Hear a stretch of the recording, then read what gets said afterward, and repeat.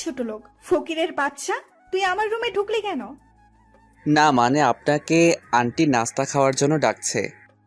তোকে আমি বলছি না আমার সামনে না আসতে?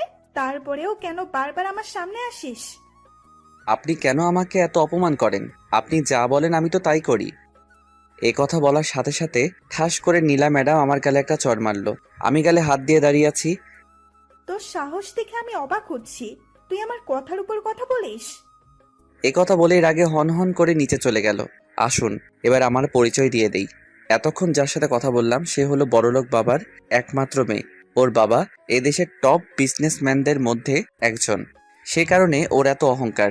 নীলা ম্যাম এবার ইন্টার দ্বিতীয় বর্ষে পড়ে। সত্যি নীলা ম্যাম যতটা অহংকারী, আঙ্কেল আন্টি ঠিক তার বিপরীত। তাদের মাঝে কোনো অহংকার নেই। তারা আমাকে অনেক ভালোবাসে। ছোটবেলা থেকে এতিমখানায় বড় হয়েছি। এতিমখানায় থাকতে কয়েকটা টিউশনি করাতাম।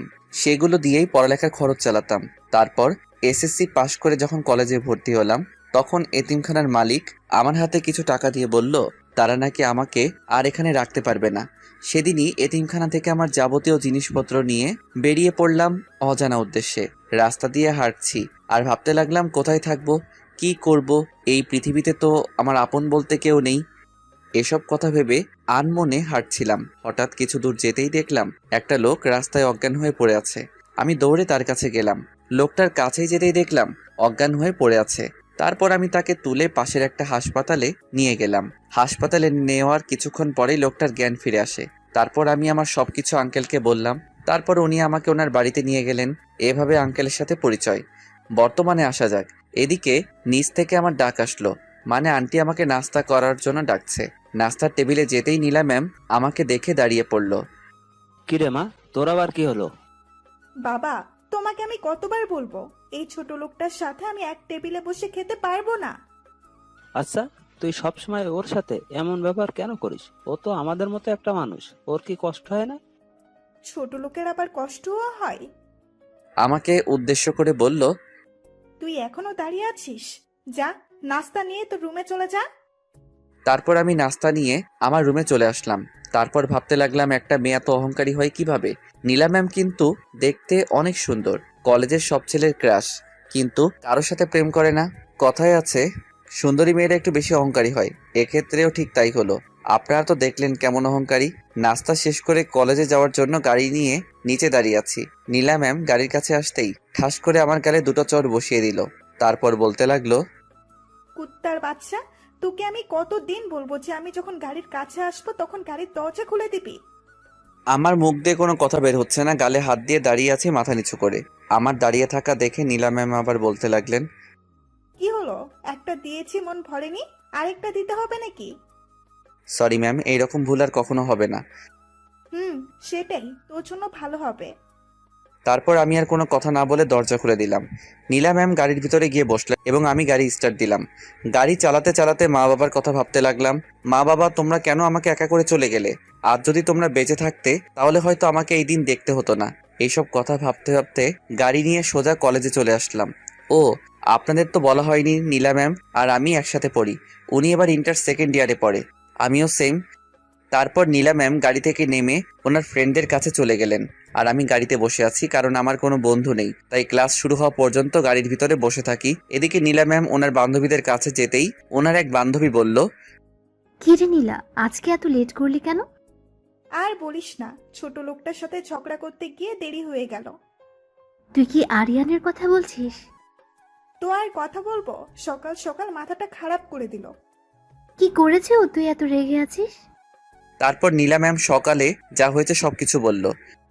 কি, তুই এই সামান্য কারণে ছেলেটার গায়ে হাত তুললি? তোর তো দেখছি ছোট লোকটার জন্য দরদ একেবারে উতলায় উঠছে। আচ্ছা, ও তো আমাদের মতো একজন মানুষ, ওর কি কষ্ট হয় না বল? ছোটবেলা থেকেই ছেলেটা মা বাবা হারিয়েছে। তোর যখন এতই দরদ হচ্ছে তাহলে যা না, ওকে গিয়ে একটু আদর করে দে। এ কথা বলার সাথে সাথে নীলা ম্যাম সহ বাকি সবাই হাসতে লাগলো। যত খুশি তত হাস, একদিন সবাই তোরা তোদের ভুল বুঝতে পারবি। এখন জ্ঞান দেওয়া বন্ধ করে চল ক্লাসে যাই। তারপর নীলা ম্যাম আর ওনার ফ্রেন্ডরা ক্লাসে চলে গেলেন। এদিকে আমি গাড়ির ভিতরে বসে থাকতে থাকতে বোর হয়ে যাচ্ছি, তাই আমিও ক্লাসে চলে গেলাম। ক্লাসে ঢুকতেই হঠাৎ কারোর সাথে ধাক্কা লেগে পড়ে গেলাম। কিসের সাথে ধাক্কা খেলাম সেটা দেখতে যেই নিচে তাকালাম, অমনি আমি তো ভয় শেষ, কারণ নিচে একটা পরী বসে আছে আর আমার দিকে রাগীভাবে তাকিয়ে আছে। আমি তো ভয় শেষ, হাঁটু কাঁপতে লাগলো, কারণ এরকম পরিস্থিতিতে আগে কখনো পড়িনি, তাই ভয়টা একটু বেশি লাগছে। আমার এমন ভয় পাওয়া দেখে মেয়েটা বলতে লাগলো, এই যে মিস্টার, কি হলো? চোখে দেখেন না নাকি? সরি, আমি আপনাকে দেখতে পাইনি, প্লিজ আমাকে ক্ষমা করে দিন। এদিকে মেয়েটা আমার এইভাবে কথা বলা দেখে ভাবতে লাগলো, কি ব্যাপার? দোষ তো আমারও ছিল, কেন ক্ষমা চাইছে? না, ছেলেটাকে দেখে তো ভালো মনে হচ্ছে। ক্ষমা পরে দেখা যাবে, আগে আমাকে টেনে তুলুন। তুলসী। এই বলে আমি মেয়েটাকে টেনে তুললাম। তারপর আমি বলতে লাগলাম, আপনি আমাকে ক্ষমা করেছেন তো? আসলে আমি আপনাকে দেখতে পাইনি। না, আমি আপনাকে ক্ষমা করব না। আমি তো আপনার কাছে ক্ষমা চেয়েছি, আর তাছাড়া দোষ কিন্তু আপনারও আছে। আসলে এখানে আমার কোনো দোষ নেই, মেয়েটা নিজেই কোত্থেকে এসে আমার সাথে ধাক্কা খেলো। মেয়েটাকে দেখেই বড়লোকের মেয়ে মনে হচ্ছে, আর আপনারা তো জানেন বড় লোকরা কেমন, তাই আমি আগেই সরি বললাম। কি বললেন আপনি? আমার দোষ ছিল? আমি এখনই প্রিন্সিপাল স্যারের কাছে আপনার নামে নালিশ নিয়ে যাচ্ছি। আপনি আমাকে যা শাস্তি দিবেন দিন, তবুও স্যারের কাছে নালিশ দিবেন না প্লিজ, মনে মনে বলতে লাগলো। না, এবার মনে হয় একটু বেশিই যাচ্ছে। বেচারা কান্না করে দিল। কি হলো কিছু বলছেন না কেন? ঠিক আছে, স্যারকে কিছু বলবো না, তবে আজকে থেকে আমি যা বলবো তাই শুনতে হবে। আজব তো, আপনি কে যে আপনার কথা আমাকে শুনতে হবে? ওকে, আমার কথা না শুনলেও একটু পর প্রিন্সিপাল এসে যা বলবে তা কি না শুনতে পারবেন? মেয়েটার কথা বলা দেখেই আমি বুঝে গেলাম ও কি বলতে চাইছে, তাই আমি আর কোনো কথা না বলেই হ্যাঁ বলে দিলাম। না না, আপনি যা বলবেন আমি তাই শুনবো। ওকে, ঠিক আছে। এখন বলুন আমাকে কি করতে হবে? বেশি কিছু না, এখন আপাতত আমার সাথে বন্ধুত্ব করতে হবে। এই আপনার মতলবটা কি বলেন তো? আমি তো আপনাকে বন্ধু হতে বললাম, এতে মতলবের কি আছে? না মানে আমি মনে করছিলাম আপনি আমাকে শাস্তি দিবেন তাই, আর তাছাড়া এখন পর্যন্ত আমার সাথে কোনো ছেলেই বন্ধুত্ব করলো না, আর আপনি তো মেয়ে। কে আপনার সাথে বন্ধুত্ব করলো কি করলো না আমার তাতে কিছু যায় আসে না। এখন বলুন আমার সাথে বন্ধুত্ব করবেন কি না। আমি ভাবতে লাগলাম কলেজে আসলো তো সারাক্ষণ একাই থাকি, তার চেয়ে বরং এর সাথে বন্ধুত্ব করলে মন্দ হয় না। আচ্ছা ঠিক আছে, আমি রাজি। ওকে, তাহলে আজ থেকে আমরা একে অপরকে তুই করে বলবো। তারপর ওর সাথে পরিচয় হয়ে নিলাম। ওর নাম হচ্ছে তাবাসসুম তিশা। এখানে ওর নানু বাড়িতে থেকে লেখাপড়া। ওর বাবা একজন বড় ব্যবসায়ী। ওর সাথে পরিচয় হতে হতে ক্লাসে স্যার চলে আসলো। তারপর ও ওর জায়গায় চলে গেল আর আমি আমার জায়গায়। এভাবে প্রত্যেকটা ক্লাস শেষ করলাম। তারপর ক্লাস শেষ করে যেই বের হতে লাগলাম, অমনি পেছন থেকে কেউ একজন ডাকলো। সে আর কেউ নয়, নীলা ম্যাম। আমার কাছে এসে বলতে লাগলো, এই শোন, আমার জুতোগুলো ময়লা হয়ে গেছে, এক্ষুনি গিয়ে পালিশ করে নিয়ে আয় যা। এখন তো আপনি বাড়িতে যাবেন, তাহলে জুতা পালিশ করার কি দরকার? এ কথা বলার সাথে সাথে নীলা ম্যাম আমার গালে একটা ঠাস করে বসিয়ে দিলেন আর রেগে বলতে লাগলেন, তোর সাহস দেখে আমি অবাক হচ্ছি, তুই আমার কথার উপর কথা বলছিস। এই কথা বলে নীলা ম্যাম জুতাগুলো আমার গায়ের উপর ছুঁড়ে মারলেন। এই নে, তোর হাতে 5 মিনিট সময় আছে, এর মধ্যে তুই জুতোগুলো পালিশ করে নিয়ে আসবি। তারপর আমি আর কোনো কথা না বলে জুতাগুলো পালিশ করতে নিয়ে গেলাম। জুতা পালিশ করে যেই নীলা ম্যামের কাছে গেলাম, কলেজে গিয়ে দেখি নীলা ম্যাম কোথাও নেই, গাড়িটাও নেই। তার মানে উনি বাড়ি চলে গেছেন। এসব ভাবতে ভাবতে হঠাৎ আমার ফোনটা বেজে উঠলো। ফোনটা হাতে নিয়ে দেখি নীলা ম্যাম কল দিয়েছেন। তারপর কল রিসিভ করতেই উনি বলতে লাগলেন, ওই, তুই এখন কোথায় আছিস? ম্যাম আমি তো কলেজে, আপনি কোথায়? দেখতে পাচ্ছি না যে। শোন, আমি বাড়ি চলে আসছি, তুইও বাড়ি চলে আয়। তার মানে উনি এসব অপমান করার জন্য করলেন। এখন যদি আমি ওনার সাথে সাথে কথা কাটাকাটি করি তাহলে বাড়ি গেলে নিশ্চিত আমার কপালে দুঃখ আছে। তাই আমি একটু শান্তভাবে বললাম, আমি আসছি। তারপর কল কেটে দিলেন। আজ আমি এতিম বলে উনি আমার সাথে যা খুশি তাই করছেন। কেন, এতিমরা কি মানুষ না? আমাদের কি কষ্ট হয় না? এসব ভাবতে ভাবতে দু চোখ পানিতে ভরে গেল। হঠাৎই কেউ একজন আমার সামনে একটা টিস্যু ধরলো। আমি কোনো দিকে না তাকিয়ে টিস্যুটা হাতে নিয়ে চোখের পানিগুলো মুছলাম। চোখ মুছে যেই সামনে তাকাতেই দেখি তিশা দাঁড়িয়ে আছে। আমাকে বলতে লাগলো, কি জনাব, কান্না করছিলেন কেন? কই কান্না করছি, চোখে কি যেন একটা পড়লো। তুই কি ভেবেছিস আমি কিছু দেখিনি? দেখলে আবার জিজ্ঞেস করছিস কেন? আচ্ছা, ও কি তোর সাথে সবসময় এরকম ব্যবহার করে? সুযোগ পেলে অপমান করে, আজ তো দেখলি। ও তোর সাথে এমন করে, তুই কিছু বলতে পারিস না? তুই আমার ব্যাপারে সব জানিস। ওরা যদি না থাকতো তাহলে আমার কি হতো? হয়তো রাস্তায় পড়ে মরে থাকতাম। তুই এত ভালো কেন রে? আচ্ছা, আমি যে ভালো তা কিভাবে বুঝলি? খারাপও তো হতে পারি। সকালে যেটা হলো সেটাতে তোর কোনো দোষ ছিল না, তারপরও তুই দোষ স্বীকার করলি। তখনই আমি বুঝে গেছি তুই কেমন। আচ্ছা, এসব কথা থাক, এবার আমাকে বাড়ি যেতে হবে। আচ্ছা যা, যাওয়ার আগে তোর মোবাইল নাম্বারটা দিয়ে যা। আচ্ছা, ইনে ধর 018905224। তারপর ওকে বিদায় দিয়ে বাড়িতে চলে আসলাম। বাড়িতে এসে জুতাগুলো নিয়ে নীলা ম্যামের রুমে গেলাম। দরজার সামনে এসে বললাম, ম্যাম আসবো? বল, কেন এসেছিস? ম্যাম, আপনার জুতাগুলো নিয়ে এসেছি। তুই কি করে ভাবলি জুতোগুলো আমি পায়ে দিব? কেন ম্যাম, এগুলো তো আমি ঠিকভাবে পালিশ করে এনেছি। চুপ! জুতোগুলোতে তোর মতো ছোট লোকের হাতের স্পর্শ লেগেছে। এখন এগুলো নিয়ে এখান থেকে চলে যা। আচ্ছা ম্যাম, একটা কথা বলবো। কি বলবি? তাড়াতাড়ি বল। আপনি আমাকে কেন এত অপমান করেন? আমি তো আপনার কোনো ক্ষতি করিনি। আপনি যা বলেন আমি তাই করি, তবু কেন এমন করেন? তোর এই প্রশ্নের উত্তর আমি দিতে পারবো না। শুধু এটা জেনে রাখ, তোকে দেখলেই আমার গা ঘিন ঘিন করে। আর কয়টা দিন আমাকে সহ্য করুন, তারপর চিরদিনের জন্য এই বাড়ি ছেড়ে চলে যাব। সেটাই তোর জন্য ভালো হবে। তারপর আমি আর কোনো কথা না বলে নিজের রুমে চলে আসলাম। তারপর ফ্রেশ হয়ে বিছানায় শুয়ে পড়লাম। হঠাৎই ফোনটা বেজে উঠলো। হাতে নিয়ে দেখি আননোন নাম্বার, তাই কলটা না ধরে কেটে দিলাম। আমি আবার আননোন নাম্বার থেকে কল আসলে তেমন কথা বলি না, তাই কেটে দিলাম। এভাবে পরপর আরো দুবার কল দিল, দুবারই কেটে দিলাম। তৃতীয়বার কল আসায় চিন্তায় পড়ে গেলাম, কে হতে পারে যে আমাকে এতবার ফোন দিচ্ছে? না, দেখতে হবে। তারপর ফোনটা রিসিভ করলাম। রিসিভ করতে উপাস থেকে যা বলল, ওই কুত্তা হনুমান, নাকবোচা বানর, গন্ডার, শিয়াল, হাতি। এই ভদ্রভাবে কথা বলুন। আর এইসব কি ভাষা ব্যবহার করছেন? চুপ কর কুত্তা। আপনি আবারও তুই তোকারি করছেন। আপনার পরিচয় দিন, না হলে আমি ফোন রাখছি। এই ফোন রাখবি না, আমি তিশা বলছি। ও তুই? আগে বলবি তো। চুপ কর কুত্তা। তোকে এতগুলো কল দিলাম, ধরিসনি কেন? সরি রে, আমি আসলে বুঝতে পারিনি এটা তুই ছিলি। হুম এবার বল, কেন ফোন দিয়েছিস? এমনি তোর সাথে কথা বলতে ইচ্ছে করছিল তাই। এমনি কেউ ফোন দেয় নাকি? দরকার থাকলে বল। তোকে ফোন দিতে কি আবার কারণ লাগবে নাকি? অবশ্যই কারণ লাগবে। ও, বুঝতে পারছি। তার মানে তুই এখনো আমাকে বন্ধু ভাবতে পারিসনি। আরে না, আমি তোকে সেটা বলিনি। আমার যা বুঝার তা বুঝে গেছি। এই কথা বলে তিশা লাইন কেটে দিল। ওর সাথে এইভাবে কথা বলা ঠিক হয়নি। কালকে কলেজে গেলে সরি বলবো। তারপর ফোন রেখে ঘুমানোর চেষ্টা করলাম। বিকেলবেলা কারো ডাকে ঘুমটা ভাঙলো। তাকিয়ে দেখে আন্টি আমাকে ডাকছে। তারপর আমি উঠে বসলাম। আন্টি, কিছু বলবেন? তুই কি ঘুমাচ্ছিলি? না, ওই চোখটা একটু লেগেছিল।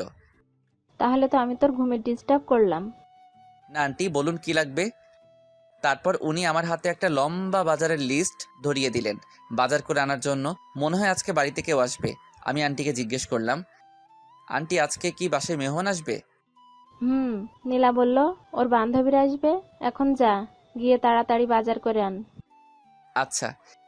নীলা ম্যামের বান্ধবীরা আসবে শুনে আমার মন খারাপ হয়ে গেল, কারণ ওরা ততবারই আমাকে অপমানিত হতে হয়। তারপর বাজারে চলে গেলাম। বাজার করে বাড়িতে আসলাম। বাড়িতে আসার কিছুক্ষণ পরে মাগরিবের আজান দিল। তারপর মসজিদে চলে গেলাম নামাজ পড়তে। নামাজ পড়া শেষ হলেই বাড়ির দিকে রওনা দিলাম। বাড়ির সামনে আসতেই দুটো প্রাইভেট কার দেখতে পেলাম। বুঝতে আর বাকি রইল না যে ওনারা চলে এসেছে। তারপর বাড়ির ভিতরে ঢুকতেই দেখলাম সবাই সোফার উপর বসে আছে। ওদের মধ্যে দুজন ছেলে আছে। ছেলে দুটোকে আমার চেনা চেনা লাগছে, কোথাও যেন দেখেছি, এসব ভাবতে লাগলাম। হঠাৎই নীলা ম্যাম আমাকে দেখতে পেয়ে বলতে লাগলেন, ওই, তোরা সবাই দেখ, নবাব চাতা এসে গেছে। আসলে নামাজ পড়তে গিয়েছিলাম। তারপর যা, আর ওদের জন্য কিছু নাস্তা নিয়ে আয়। আচ্ছা ঠিক আছে, নিয়ে আসছি। তারপর আমি রান্নাঘরে গিয়ে ওদের জন্য নাস্তা নিয়ে আসলাম। তারপর সবাইকে নাস্তা দিতে লাগলাম। যখনই ছেলে দুটোর সামনে আসলাম অমনি ওরা দুজন বলতে লাগলো, নীলা, কি রে, এই খ্যাটটা তোদের বাড়িতে কি করছে? আর বলিস না, বাবা কি দেখেছে ওর মতো একটা খ্যাত এই বাড়িতে নিয়ে আসলো, সেটাই বুঝতে পারছি না। ছেলেটা আবার বলতে লাগলো, নিশ্চয় ওর কোনো মতলব আছে তাই। এইভাবে আরো নানাভাবে সবাই আমাকে অপমান করতে লাগলো। হঠাৎই কেউ একজন বলতে লাগলো, তাকিয়ে দেখি নীলা ম্যামের বান্ধবী জয়া। এই তোরা সবাই কি শুরু করলি? যে একটু সুযোগ পেলি অমনি সবাই মিলে ছেলেটাকে অপমান করা শুরু করলি। কি রে, তোর আবার কি হলো? কিছুদিন ধরে দেখছি তুই ওর হয়ে একটু বেশিই কথা বলছিস। আমি ওর হয়ে কোনো কথা বলছি না, শুধু তোদের ভুলটা ধরিয়ে দিচ্ছি। ও আচ্ছা, এখন কি আমাকে তোর কাছে ঠিক ভুল শিখতে হবে নাকি? হ্যাঁ, অবশ্যই শিখতে হবে, কারণ তোর মাঝে অহংকারী মনোভাবটা একটু বেশি আছে। তুই কিন্তু এবার একটু বেশিই বলছিস। উচিত কথা বললাম তো, তাই। দেখ, তুই যদি আজকে আমার ফ্রেন্ড না হয়ে অন্য কেউ হতি তাহলে আমি তোর সাথে কি যে করতাম। তুই কি করবি আমার জানা আছে, পারবি শুধু কথায় কথায় মানুষকে অপমান করতে। এদিকে আমি দর্শকের মতো দাঁড়িয়ে ওদের দুজনের ঝগড়া দেখছি। মনে হচ্ছে যেন আমি টিভিতে কোনো সিরিয়াল দেখছি। আমি ভাবতে লাগলাম জয়ার হঠাৎ আবার কি হলো। কিছুদিন আগেও তো আমাকে অপমান করার জন্য সারাক্ষণ আমার পিছনে পড়ে থাকতো, আর এখন সেই কিনা আমার হয়ে প্রতিবাদ করছে। এভাবে ঝগড়া করতে করতে এক পর্যায়ে জয়া বলল, তোর সাথে বন্ধুত্ব করে আমি অনেক বড় ভুল করে ফেলেছি। যে মানুষকে মানুষ মনে করে না, তার সাথে আবার কিসের বন্ধুত্ব। এ কথা বলে জয়া চলে গেল। এদিকে জয়া চলে যাওয়ার পর নীলা ম্যাম আমার সামনে এসে ঠাস করে একটা চড় মেরে বলল, আজ শুধুমাত্র তোর কারণে জয়া আমার সাথে এরকম ব্যবহার করলো। বল, তুই ওকে কি জাদু করেছিস? গালে হাত দিয়ে মাথা নিচু করে দাঁড়িয়ে আছি, মুখ দিয়ে কোনো কথা বের হচ্ছে না। কি হলো, কথা বলছিস না কেন? কি বলবো? তোকে তো আমি পরে দেখে নিব, আগে এদের বিদায় করি। তারপর নীলা ম্যাম ওনার বাকি ফ্রেন্ডদের সাথে মজা করতে লাগলেন। আমার আবার ছেলে দুটোর উপর চোখ পড়লো। ওদের কোথাও যেন দেখেছি, কিন্তু মনে করতে পারছি না। ছেলে দুটোর মধ্যে একজন বলে উঠল, নীলা, এবার আমাদের যেতে হবে। আর আঙ্কেল কোথায়? ওনাকে দেখছি না যে। বাবা কিছুদিনের জন্য দেশের বাইরে গেছে, এই তো কিছুদিন পরেই চলে আসবে। তারপর নীলা ম্যামের সব ফ্রেন্ডরা খাওয়া দাওয়া করে চলে গেলেন। ওরা সবাই চলে যেতেই নীলা ম্যাম আমার সামনে এসে আমার দিকে রাগী দৃষ্টিতে তাকিয়ে চলে গেলেন। আমি বুঝতে পারলাম আজকে রাতে আমার ঘুমের 12টা বাজবে, কারণ নীলা ম্যাম যখন বেশি রেগে থাকেন উনি তখন আমাকে দিয়ে সারা রাত ওনার সেবা করান। তারপর আমিও আর দাঁড়িয়ে না থেকে আমার রুমে চলে আসলাম। আমার মাথায় শুধু ছেলেগুলোর কথা আসছে। কোথায় দেখেছি ধুর কিছুই মনে আসছে না। এদিকে ডিনার করার জন্য নিচ থেকে আন্টির ডাক আসলো, তাই নিচে চলে গেলাম। তারপর খাওয়া দাওয়া করে আবার উপরে চলে আসলাম। বিছানায় শুয়ে আছি, কিন্তু চোখে কিছুতেই ঘুম আসছে না, তাই উঠে ছাদে গেলাম। গিয়ে কিছুক্ষণ হাঁটাহাঁটি করে রুমে আসলাম। রুমে আসার কিছুক্ষণ পরে নীলা ম্যামের নাম্বার থেকে একটা কল আসলো। আমার আর বুঝতে বাকি রইলো না যে কেন ফোন দিয়েছে। আমিও আর বসে না থেকে ওনার রুমে চলে গেলাম। গিয়ে দেখি বিছানায় বসে মোবাইল চালাচ্ছে। আমি যেতেই বলতে লাগলো, কিরে, তোর আসতে এত সময় লাগলো কেন? আমি তো আপনার ফোন পাওয়ার সাথে সাথে চলে এলাম। চুপ, আবার মুখে মুখে কথা বলছিস। আমার সাথে সাথে আয়। এমনি অনেক শীতের রাত, তাই ভাবতে লাগলাম উনি আজকে আমাকে কি শাস্তি দিবেন। বাথরুমের সামনে এসে বলতে লাগলেন, বাথরুমের ভেতরে গেলে কিছু জামা কাপড় দেখতে পাবি, যা বসে বসে ওগুলো কাচতে শুরু কর। ভালোভাবে কাচবি যাতে একটা ময়লাও না থাকে। কি? কিন্তু ম্যাম, ওগুলোর জন্য এক্সট্রা কাজের লোক আছে। আছে, কিন্তু ওরা ঠিক মতো ধুতে পারে না, তাই আজ তোকে দিয়ে করাচ্ছি। এখন কথা না বলে কাজে লেগে পড়। এই কথা বলে নীলা ম্যাম চলে গেলেন। আমি মনে মনে বলতে লাগলাম, কি শয়তান মেয়ে রে বাবা, এই শীতের রাতে নাকি আমাকে কাপড় কাচতে হবে, আর কি কি করাবে কে জানে। এইভাবে নীলা ম্যাম সারা রাত আমার উপর অত্যাচার করলেন। উনি নিজেও ঘুমাননি, শুধুমাত্র আমাকে কষ্ট দেওয়ার জন্য। কি ডেঞ্জারাস মেয়ে রে। ফজরের আজানের একটু আগে নীলা ম্যাম ঘুমিয়ে পড়লেন। তারপর আমিও আমার রুমে চলে আসলাম। তারপর মসজিদে চলে গেলাম। মসজিদ থেকে বাড়ি আসতে দেখি আন্টি আর নীলা ম্যাম নাস্তা করছে। তারপর আমি আমার নাস্তা নিয়ে রুমে চলে আসলাম। আপনারা তো জানেন নীলা ম্যাম আমার সাথে এক টেবিলে খাবেন না। আঙ্কেল আন্টি এত ভালো, আমাকে অনেক ভালোবাসে। ওনাদের মাঝে বিন্দুমাত্র অহংকার নেই, কিন্তু মেয়েটা কিভাবে যে এত অহংকারী হলো কে জানে। তারপর নাস্তা শেষে কিছুক্ষণ পড়লাম। কালকে রাতে কিছুই পড়া হয়নি। পড়তে পড়তে কলেজে যাওয়ার সময় হয়ে গেল। তারপর কলেজে যাওয়ার জন্য রেডি হলাম। তারপর নিচে নেমে গাড়ির কাছে এসে নীলা ম্যামের জন্য অপেক্ষা করতে লাগলাম। হঠাৎই নীলা ম্যামের দিকে চোখ গেল। আমি হাঁ করে ওনার দিকে তাকিয়ে আছি, কারণ আজকে ওনাকে অনেক সুন্দর লাগছে। একেবারে পরীর মতো লাগছে, কারণ আজকে একটা সাদা ড্রেস পরে এসেছেন, যেটা তার নীলা ম্যামের সৌন্দর্য আরো কয়েকগুণ বৃদ্ধি করে দিলেন। ওনাকে যে কেউ দেখলে বাস খাবে, থুকু ক্রাশ খাবে।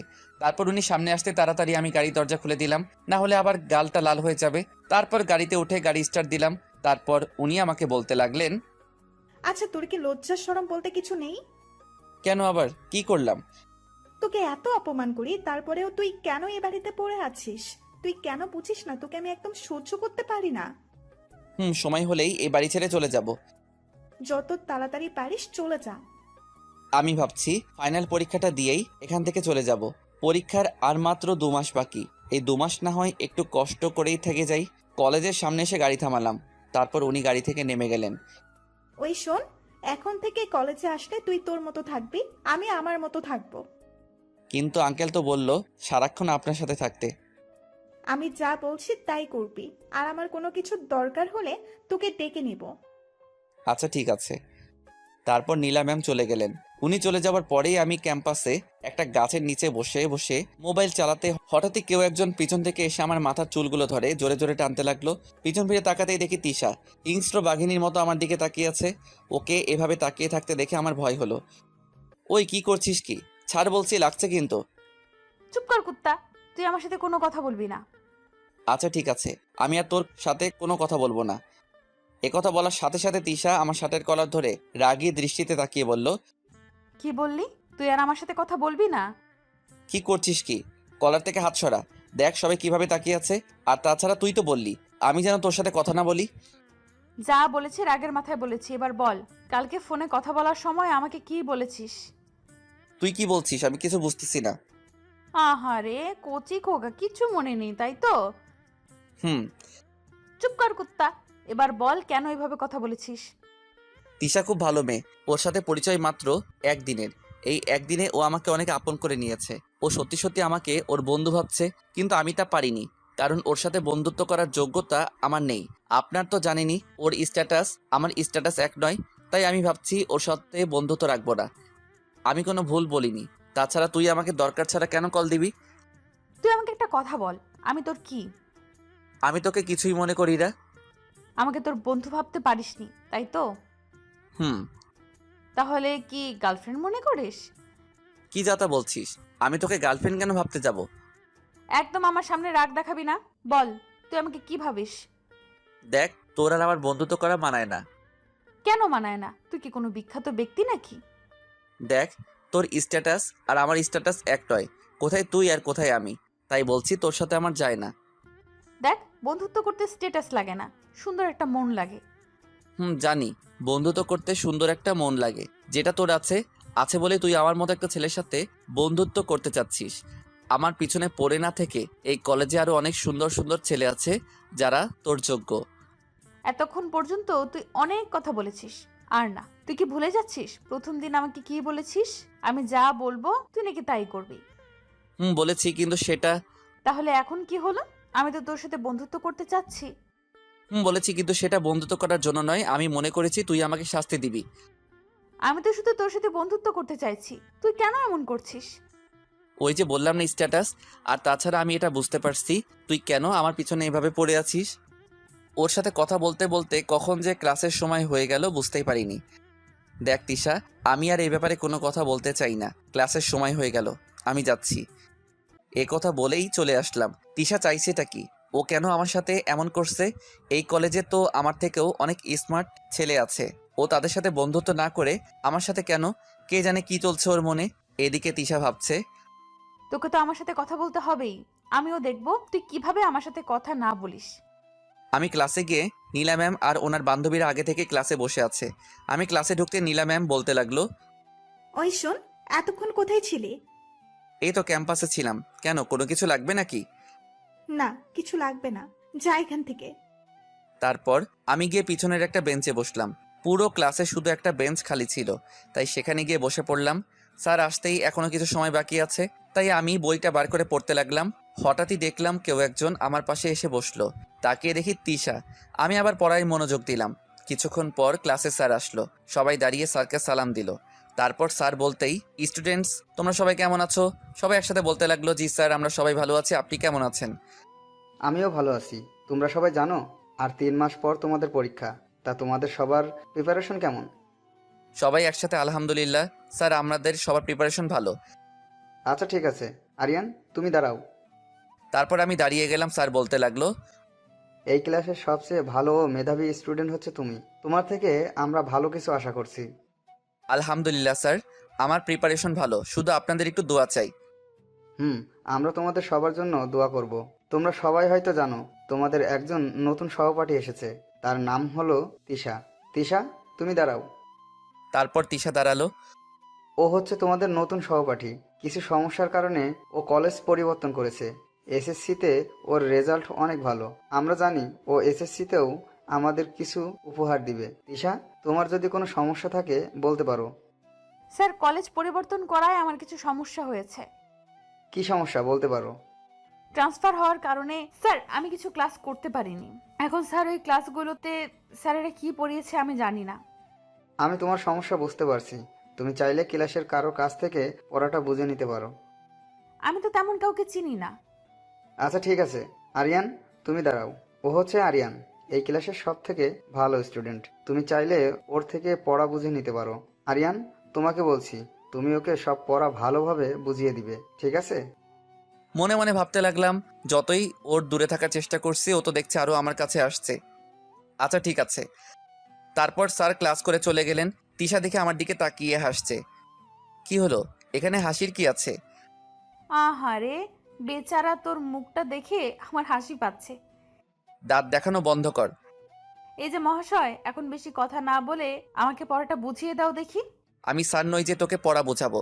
স্যারকে বলিস বুঝিয়ে দিবে। এই তুই কি ভুলে গেছিস স্যার একটু আগে কি বলে গেল? মনে আছে, কিন্তু আমি তোকে এখন পড়া বোঝাতে পারবো না। বেশি কথা না বলে যা তো এখান থেকে। না, তোকে এখনই বুঝিয়ে দিতে হবে। তিশা দেখ, এখন আমার ভালো লাগছে না। ওকে, তাহলে আমি যাচ্ছি স্যারের কাছে। এ কথা বলেই তিশা উঠে দাঁড়ালো। আমি ভাবতে লাগলাম, এখন যদি ওকে পড়াটা না বুঝিয়ে দেই তাহলে তো স্যারের কথা অমান্য করা হবে। না, তা আমি কিছুতেই করতে পারি না। এদিকে আমাকে এভাবে ভাবতে দেখে তিশা বলতে লাগলো, কি যাবো নাকি স্যারের কাছে? না যাওয়ার দরকার নেই, বস এখানে। তারপর ওকে পড়া বুঝিয়ে দিতে লাগলাম। আমি খাতার দিকে তাকিয়ে ওকে পড়া বোঝাচ্ছিলাম। পড়া বোঝানো শেষ করে যেই ওর দিকে তাকালাম, দেখলাম ও হা করে আমার দিকে তাকিয়ে আছে। ওই কি হলো, বুঝেছিস? ও কোনো কথাই বলছে না। এবার আমার একটু রাগ হলো। রাগ উঠলে আমি নিজেকে কন্ট্রোল করতে পারি না। দিলাম কষে একটা থাপ্পড় ওর গালে। থাপ্পড় খেয়ে ও চোখ বড় বড় করে আমার দিকে তাকিয়ে আছে। তারপর গালে হাত দিয়ে বলতে লাগলো, উত্তা, তুই আমাকে থাপ্পড় মারলি? মেরেছি, বেশ করেছি। তোকে সে কখন থেকে ডাকছি, কিন্তু তোর কোনো সাড়া নেই। তাই বলে তুই আমাকে থাপ্পড় মারবি? আমি এখনই স্যারকে বলে দিব। ও যখন গালে হাত দিয়ে কথাগুলো বলছিল না, তখন ওকে দেখতে একদম বাচ্চাদের মতো লাগছিল। দুহাত দিয়ে গাল দুটো টেনে দিতে ইচ্ছে করছিল। ওর এই অবস্থা দেখে মুহূর্তেই আমার সব রাগ উধাও হয়ে গেল। আমার হাসিও পাচ্ছে। আমি জোরে জোরে হাসতে লাগলাম। একে তো আমাকে থাপ্পড় মারলি, তারপর আবার হাসছিসও। আমার তো এমনি হাসি পাচ্ছে। দাঁড়া, স্যার আসুক, তাহলে আমি সব বলে দিব। হঠাৎই কেউ একজন এসে আমার সামনে দাঁড়ালো। আমি মাথা তুলে দেখি নীলা ম্যাম রাগী দৃষ্টিতে আমার দিকে তাকিয়ে আছে। তোকে একটা মেয়ের গায়ে হাত তোলার অধিকার কে দিল বল? ম্যাম আমি তো। চুপ কর, তোদের মতো ছেলেদের না আমরা ভালো করে চিনি।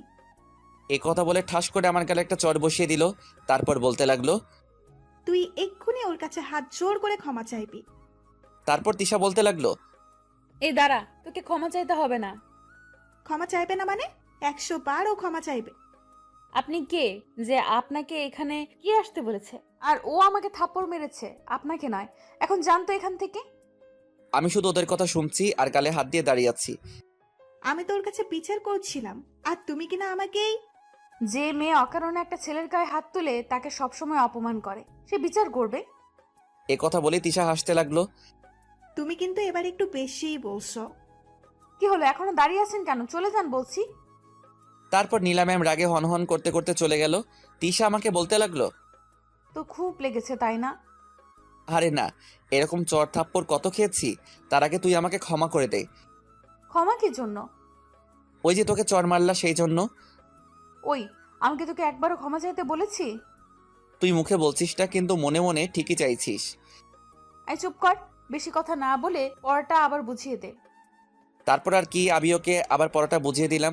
এইভাবে প্রত্যেকটা ক্লাস শেষ করলাম। ক্লাস শেষ হওয়ার সাথে সাথে বের হয়ে গেলাম। তিশা পিছন থেকে অনেক ডেকেছিল, কিন্তু আমি ওর কথা না শুনেই চলে আসলাম। তারপর গাড়ির কাছে এসে নীলা ম্যামের জন্য অপেক্ষা করতে লাগলাম। কিছুক্ষণ পরে নীলা ম্যাম চলে আসলেন। তারপর ওনাকে নিয়ে বাড়িতে চলে আসলাম। বাড়িতে এসে রুমে বসে কিছুক্ষণ রেস্ট নিচ্ছিলাম। শুয়ে থাকতে ভালো লাগছে না, তাই নিচে চলে গেলাম। গিয়ে দেখে আন্টি রান্নাঘরে কি যেন তৈরি করছেন। আমি গিয়ে বললাম, আন্টি কি রান্না করছেন?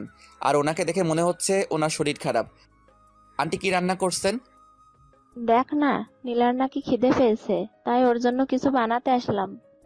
তাই বলে আপনি আবার বানাতে আসবেন? আর আপনাকে দেখে মনে হচ্ছে আপনার শরীর খারাপ। মাথাটা একটু ব্যথা করছে। আপনাকে আর কিছু করতে হবে না, যান রুমে গিয়ে রেস্ট নিন। তারপর আমি জোর করে আমাকে রান্নাঘর থেকে পাঠালাম। আমি ভাবতে লাগলাম নীলা ম্যামের জন্য কি বানানো যায়। আমি আবার রান্নাটা ভালো পারি। এতিমখানায় যখন থাকতাম তখন রান্না শিখে নেই। তারপর অনেক ভেবে নীলা ম্যামের জন্য পাস্তা বানাতে লাগলাম। তারপর বানানো শেষ করে নীলা ম্যামের রুমে নিয়ে গেলাম। রুমের সামনে এসে দরজা নক করলাম। কে রে? ম্যাম, আমি আপনার জন্য খাবার নিয়ে এসেছি। ও তুই তুই আমার জন্য নাস্তা বানিয়েছিস? আসলে আন্টির মাথা ব্যথা করছে আর কাজের মেয়েটাও বাড়ি নেই, তাই আমি খাবার বানালাম। তুই কি করে ভাবলি তোর রান্না করা খাবার আমি খাবো? ম্যাম একবার খেয়ে তো দেখুন, যদি ভালো না লাগে আপনি আমাকে যা শাস্তি দিবেন তা আমি মাথা পেতে নিব। তুই যখন এত করে বলছিস তাহলে দে, খেয়ে দেখি। তারপর পাস্তার প্লেটটা ওনার হাতে দিলাম। উনি পাস্তার প্লেটটা হাতে নিয়ে খেতে লাগলেন। কি হলো ম্যাম, খাবার ভালো হয়নি? ভালো হয়েছে, এখন তুই যা। তারপর আমি চলে আসলাম। এদিকে নীলা ম্যাম ভাবতে লাগলো ও কিভাবে এত ভালো পাস্তা তৈরি করলো। রেস্টুরেন্টে ও তো এত ভালো পাস্তা খাওয়া যায় না। আমি রুমে আসলাম। রুমে এসে কিছুক্ষণ বসতেই মাগরিবের আজান দিয়ে দিল। তারপর মসজিদে চলে গেলাম। নামাজ পড়ে আবার বাড়ি চলে আসলাম। বাড়িতে এসে হালকা কিছু নাস্তা করলাম, তারপর নাস্তা করে পড়তে বসলাম। কিছুক্ষণ পড়লাম, হঠাৎই নীলা ম্যাম আমাকে ডাকতে লাগলেন। আমি ওনার রুমে গেলাম, গিয়ে দেখলাম রেডি হয়ে বসে আছেন। তুই এসেছিস, যা গাড়ি বের কর। ম্যাম এখন এই সময় কোথায় যাচ্ছেন? এখন কি তোকে কৈফিয়ত দিতে হবে আমি কোথায় যাচ্ছি? না আমি তা বলছি না। তাহলে এখনো দাঁড়িয়ে আছিস কেন? কি বললাম শুনতে পাসনি?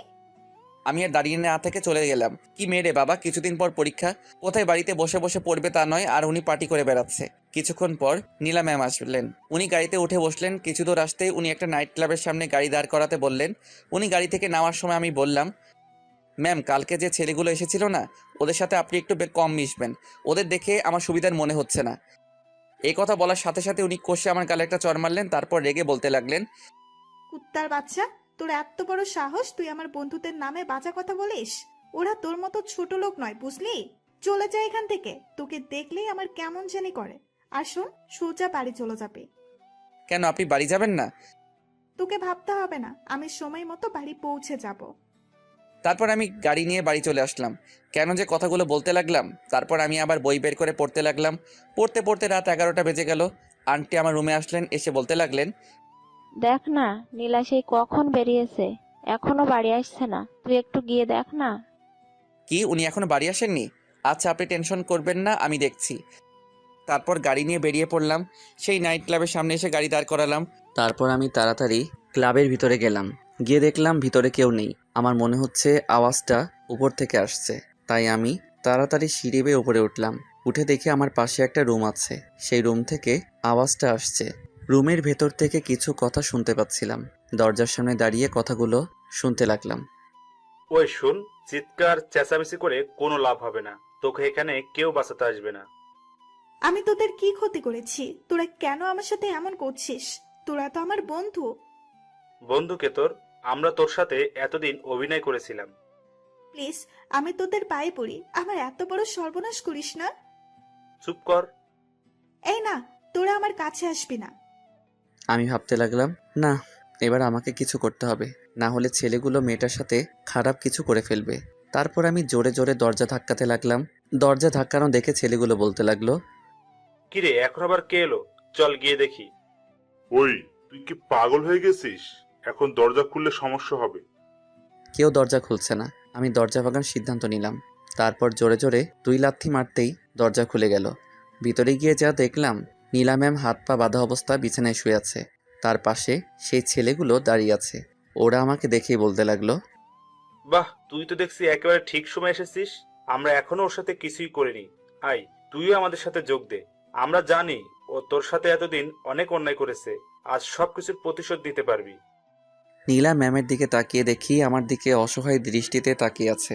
আমি ভাবতে লাগলাম ওদের সাথে বুদ্ধি খাটিয়ে চলতে হবে, না হলে নীলা ম্যামকে বাঁচাতে পারবো না। আমাকে এভাবে ভাবতে দেখে ওরা বলতে লাগলো, কি ভাবছিস? রাজি হয়ে যা, তোর প্রতিশোধ নিতে পারবি। আমি বললাম ঠিক আছে, আগে তোরা যা। নীলা ম্যামের দিকে তাকিয়ে দেখে উনি কান্না করছেন। তারপর ওরা দুজন ধীরে ধীরে নীলা ম্যামের দিকে এগোতে লাগলেন। আমি পিছনে দাঁড়িয়ে আছি, আশেপাশে কিছু আছে কিনা দেখছি, যেটা দিয়ে ওদের আঘাত করা যায়। হঠাৎই লাঠির মতো কিছু একটা দেখতে পেলাম। তারপর সেটা নিয়ে ওদের দুজনের মাথায় 2টো বাড়ি মারলাম। সাথে সাথে ওরা দুজন মাটিতে লুটিয়ে পড়ে অজ্ঞান হয়ে। এবার নীলা ম্যামের দিকে তাকিয়ে দেখি ওনার মুখ থেকে কান্না করার ভাবটা চলে গেল। আমি এবার ওনার দিকে একটু অন্যভাবে এগিয়ে যেতে লাগলাম। ঠিক ওরা যেভাবে এগিয়ে আসছিল, আমাকে এভাবে আসতে দেখে উনি ভয় পেয়ে গেলেন। তারপর আমতা আমতা করে বলতে লাগলেন, আমার দিকে এভাবে তাকিয়েছিস কেন? কেন? ওরা যা করতে পারে নাই তার জন্য। দেখ, ওইসব কিছু করলে কিন্তু ভালো হবে না বলে দিলাম। সেই সব পরে দেখা যাবে। এ কথা বলেই ওনার দিকে এগিয়ে যেতে লাগলাম। কাছে যেতেই উনি ভয়ে চোখ বন্ধ করে ফেললেন। তারপর আমি ওনার হাতে পায়ের বাঁধন খুলে দিলাম। এই ম্যাম, চোখ খুলেন, আমি আপনার হাত পা খুলে দেওয়ার জন্য এসেছি। দেখলেন, গরিবের কথা বাসি হলেও সত্যি। আমি আপনাকে আগেই বলছিলাম যেন ওদের সাথে না মিশেন। তার বিনিময়ে আপনি আমাকে 2টো থাপ্পড় দিলেন, ছোট লোক বলে অপমান করলেন। এবার দেখলেন তো কে আসল ছোট লোক। আপনি আমাকে দিনের পর দিন শুধু অপমান করে গেলেন, কারণে অকারণে চড় থাপ্পড় মারতেন, কারণ আপনার মাঝে অহংকার আছে। আজকে যদি ওরা আপনার সাথে কিছু করে ফেলতো তাহলে কোথায় যেত আপনার সেই অহংকার? আমি আজ ইচ্ছে করলে এতদিন আপনি আমার সাথে যা কিছু করেছেন সব কিছুর প্রতিশোধ নিতে পারতাম, কিন্তু না, আমি তা করিনি, কারণ আমি সেই শিক্ষা পাইনি। আজ হয়তো অনেক কথা বলে ফেলেছি যেগুলো আমার বলা উচিত হয়নি, তার জন্য ক্ষমা করবেন। ও আরেকটা কথা, আপনাদের বাড়িতে আমি আর 2 মাস থাকবো, ফাইনাল পরীক্ষা দিয়ে চলে যাব। দয়া করে এই কয়টা দিন আমাকে সহ্য করুন, এবার বাড়ি যেতে হবে, চলুন। একথা বলেই আমি কিছু দূর চলে আসলাম। কি ব্যাপার নীলা ম্যাম, আসছো না কেন? পিছন ফিরে তাকাতেই দেখে উনি মাটিতে বসে আছে। কি হলো, বসে গেলেন কেন? হাঁটতে পারছি না, পায়ে ব্যথা করছে। পায়ে কিভাবে পেলেন? পাটা তো ফুলে গেছে। আসলে ওরা যখন আমার হাত পা বাঁধছিল তখন ব্যথা লাগে। এখন বাড়ি কিভাবে যাবেন? আমি কিভাবে বলবো? তারপর আমি ভাবতে লাগলাম কি করা যায়। তারপর নীলা ম্যামকে কোলে তুলে নিলাম। সরি ম্যাম, এছাড়া কোনো উপায় ছিল না। তারপর ওনাকে কোলে নিয়ে গাড়ির কাছে আসলাম, ওনাকে গাড়িতে বসিয়ে দিলাম। তারপর গাড়ি ড্রাইভ করে বাড়িতে চলে আসলাম। আটার বস্তাটাকে আবার কোলে নিতে হলো। ওনাকে নিয়ে বাড়ির ভিতরে ঢুকতেই দেখলাম আঙ্কেল আন্টি দুজনেই সোফায় বসে আছে। আমাদের এই অবস্থা দেখে দুজনেই দাঁড়িয়ে পড়লেন।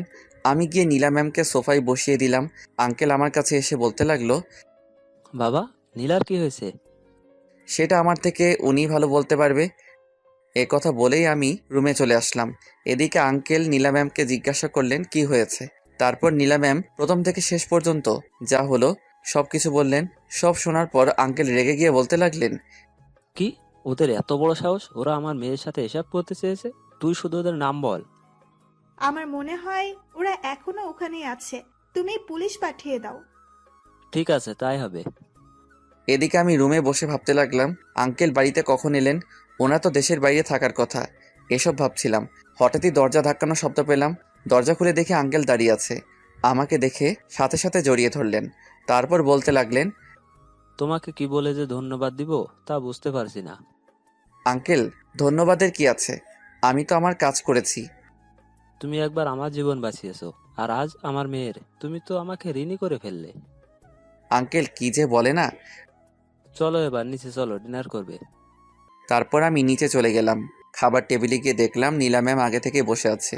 আমি গিয়ে আমার খাবারটা নিয়ে যেয়ে চলে আসতে যাব, অমনি কেউ একজন বলল, তুমি এখানে বসে খেতে পারো, উপরে যেতে হবে না। কথাটা কে বলল তা শোনার জন্য যেই পিছনে ফিরলাম, আমি তো দেখলাম নীলা ম্যাম দাঁড়িয়ে আছে। আমি আঙ্কেলকে জিজ্ঞাসা করলাম, আঙ্কেল, কথাটা কি আপনি বলেছেন? না তো।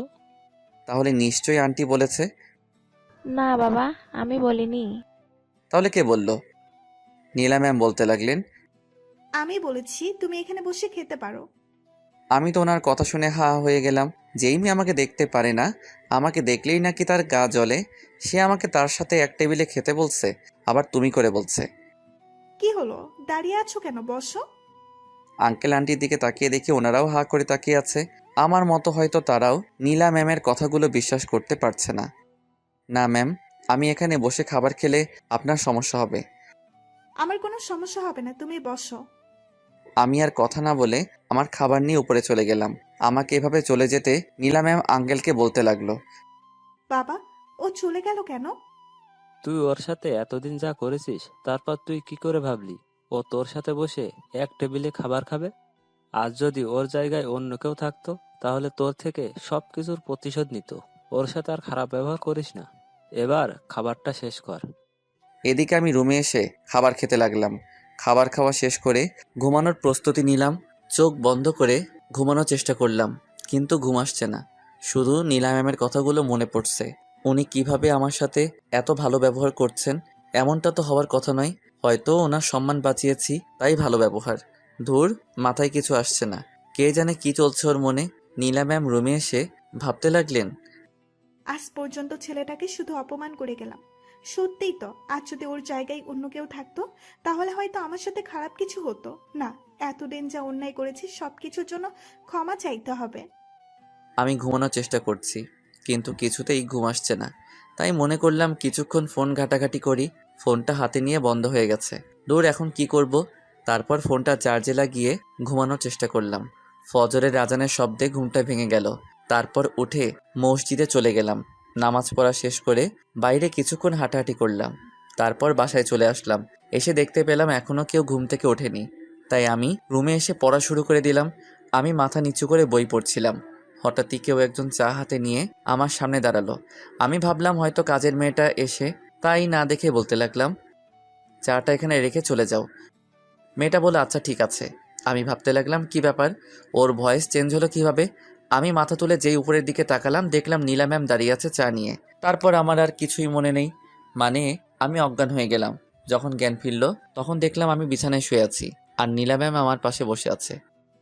ওই, তোমার কি হয়েছিল? হঠাৎ করে জ্ঞান হারালে কেন? আপনাকে দেখে।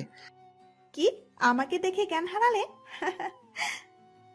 হাসবেন না বলে দিলাম। আমি কি ভূত না পেতনি যে আমাকে দেখে জ্ঞান হারাতে হবে? না, তা হবেন কেন? আমার এই অবস্থা হয়েছে আপনি যে কাজটা করছেন তা দেখে। আমি আবার কি কাজ করলাম? ওই যে আমার জন্য চা নিয়ে আসলেন। যেই মেয়ে আমাকে অপমান না করে, এক মুহূর্ত থাকতে পারে না, সে আমার জন্য চা নিয়ে আসছে। ব্যাপারটা ঠিক হজম করতে পারলাম না, তাই জ্ঞান হারালাম। আমি জানি এতদিন তোমার সাথে অনেক অন্যায় করেছি। আমি আমার ভুল বুঝতে পেরেছি। প্লিজ তুমি আমাকে ক্ষমা করে দাও। আমি তো বিশ্বাস করতে পারছি না আপনি আমার কাছে ক্ষমা চাইছেন। অন্যায় যখন করেছি তখন তো ক্ষমা চাইতেই হবে। থাক, ক্ষমা চাইতে হবে না। আপনি আপনার ভুল বুঝতে পেরেছেন, তাতেই আমি খুশি। না, তবুও আমাকে ক্ষমা করে দাও। বললাম তো ক্ষমা চাইতে হবে না। এ কথা বলেই আমি ওয়াশরুমে চলে গেলাম। আর এদিকে নীলা ম্যাম ভাবতে লাগলো, আমি জানি তুমি আমাকে ক্ষমা করতে পারো নাই। যে করেই হোক তুমি আমাকে ক্ষমা করে দাও।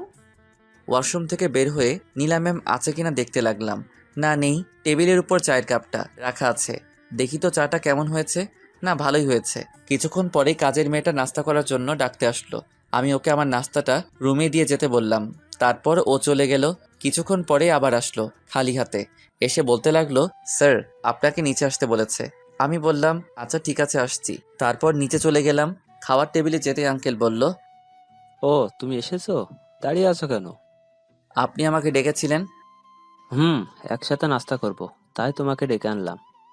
সরি আঙ্কেল, আমি এখানে বসে খাবার খেলে একজনের নাকি খাবার হজম হবে না। এই কথাটা বলার পর নীলা ম্যামের দিকে তাকিয়ে দেখি উনি মন খারাপ করে ফেলেছেন। দেখো, আমি জানি তুমি কথাগুলো কাকে বলছো। নীলা ওর ভুল বুঝতে পেরেছে, আর ও নাকি তোমার কাছে ক্ষমাও চেয়েছে। তাই প্লিজ তুমি ওকে ক্ষমা করে দাও। আচ্ছা ঠিক আছে, ক্ষমা করে দিলাম, কিন্তু আমি এখানে বসে খেতে পারবো না। কারণ উপরে খেতে খেতে আমার অভ্যাস হয়ে গেছে, তাই এখানে খেতে পারবো না। বুঝলাম, কিন্তু এখন থেকে এখানে বসে খাওয়ার অভ্যাস করতে হবে। সরি আঙ্কেল, আমি পারবো না। তুমি আমার কথার অমান্য করছো, বসো বলছি। তারপর আর কি, আঙ্কেলের রাগ দেখে ভয়ে বসে পড়লাম। নীলা ম্যামের দিকে তাকিয়ে দেখি ওনার মুখে হাসি দেখা যাচ্ছে। নাস্তা শেষ করে রুমে চলে গেলাম।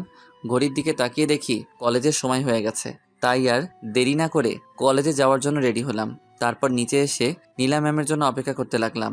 এখনো আসছে না কেন, তাই পকেট থেকে ফোনটা বের করলাম। কালকে রাতে মোবাইল চার্জে দেওয়ার পর আর ওপেন করিনি। মোবাইলটা ওপেন করতেই 50টা মিস কল, সবগুলো তিশার মোবাইল থেকে। ও এতগুলো মিস কল কেন দিল?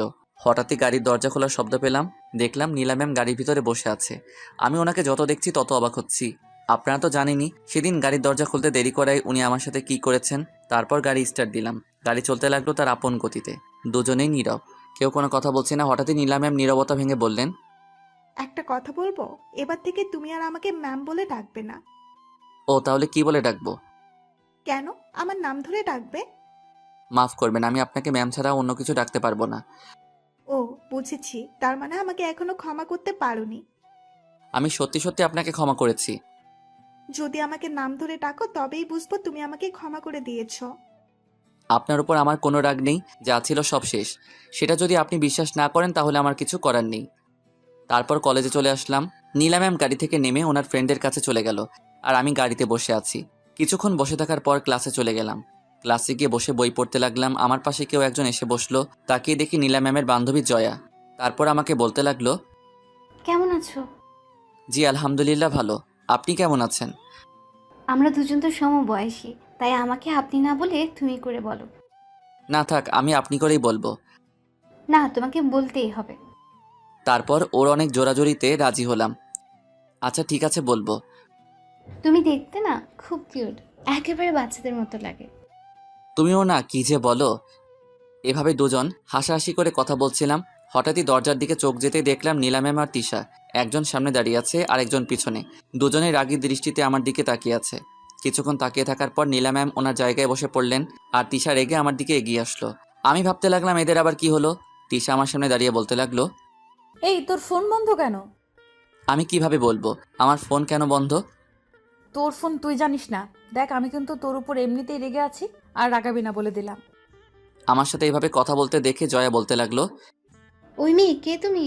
আর ওর সাথে এভাবে কেন কথা বলছো? ওই তুই চুপ কর। তোকে আমাদের মাঝে নাক গলাতে কে বলছে? ওই ভদ্রভাবে কথা বলো, না হলে ভালো হবে না বলে দিলাম। কি করবি তুই? এবার আমি বললাম, তোমরা দুজন কি শুরু করলে? তুই চুপ থাক। ওর কথা শুনে আমি ভয়ে বসে পড়লাম। এখন তুই এখান থেকে উঠ। আমি? তুই। ওর পাশে শুধু আমি বসবো। ও কি তোমার জামাই না প্রেমিক যে তুমি ওর পাশে বসবে? আপাতত কিছুই না, কিন্তু কিছুদিন পর সব হবে। ওর কথা শুনে আমি জোরে জোরে কাশতে লাগলাম। কি বলছে মেয়েটা? মাথাটা মনে হয় একেবারে গেছে। হঠাৎই ক্লাসে স্যার আসলো। তিশাকে দাঁড়িয়ে থাকতে দেখে স্যার বলতে লাগলো, কি হলো, তুমি দাঁড়িয়ে আছো কেন? স্যার দেখুন না, আমাকে ওর পাশে বসতে দিচ্ছে না। ক্লাসে তো আরো অনেক টেবিল খালি আছে, তুমি ওখানে গিয়ে বসো। স্যার, কালকে আপনি আমাকে কি বলেছিলেন, ভুলে গেলেন নাকি? না, আমার মনে আছে। ওর সাথে বসলে আমার পড়া বুঝে নিতে একটু সুবিধা হতো, তাই। ও আচ্ছা, বুঝতে পারছি। জয়া, তুমি সামনে চলে আসো। তারপর স্যারের কথা মতো জয়া উঠে গেল। এদিকে তিশা আমার পাশে বসে বিড়বিড় করে আমার দিকে তাকিয়ে বলতে লাগলো, আমার সাথে কথা বলার সময় থাকে না, আর অন্য মেয়ের সাথে হেসে হেসে কথা বলিস। দাঁড়া, কলেজ ছুটি হোক, তারপর তোকে দেখাচ্ছি। আমি ওর কথা শুনে ঘামতে লাগলাম, কারণ আজকে ও আমার উপর অনেক রেগে আছে। এইভাবে সবগুলো ক্লাস শেষ হয়ে গেল। যদিও ক্লাসের ফাঁকে আমি তিশাকে পড়া বুঝিয়ে দিয়েছি। নীলা ম্যামের দিকে কয়েকবার চোখাচোখি হলাম। ওনাকে দেখে মনে হচ্ছিল উনিও রেগে আছেন। তারপর কলেজ ছুটির পর তাড়াতাড়ি ক্লাস থেকে বের হয়ে গেলাম। ক্যাম্পাসে আসতে হঠাৎই কেউ একজন পিছন থেকে বলল, ওই দাঁড়া, কোথায় পালাচ্ছিস? পিছনে ফিরে দেখি তিশা আমার কাছে এসে কোনো কথা না বলে কলেজের পিছনে নিয়ে গেল। এই তুই কি পাগল নাকি? এভাবে হাত ধরে নিয়ে আসার মানে কি? চুপ কর কুত্তা, তোর উপর কিন্তু আমি এমনিতেই রেগে আছি। রেগে থাকলে আমি কি করব? এখন বল আমাকে এখানে কেন নিয়ে এলি?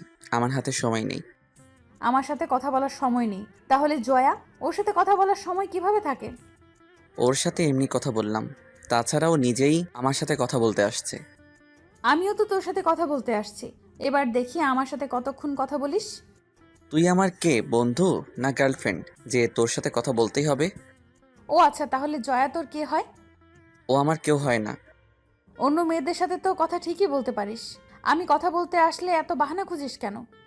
তোর এইসব কথা শোনার আমার কাছে সময় নেই। নীলা ম্যাম আমার জন্য অপেক্ষা করছে, যেতে হবে।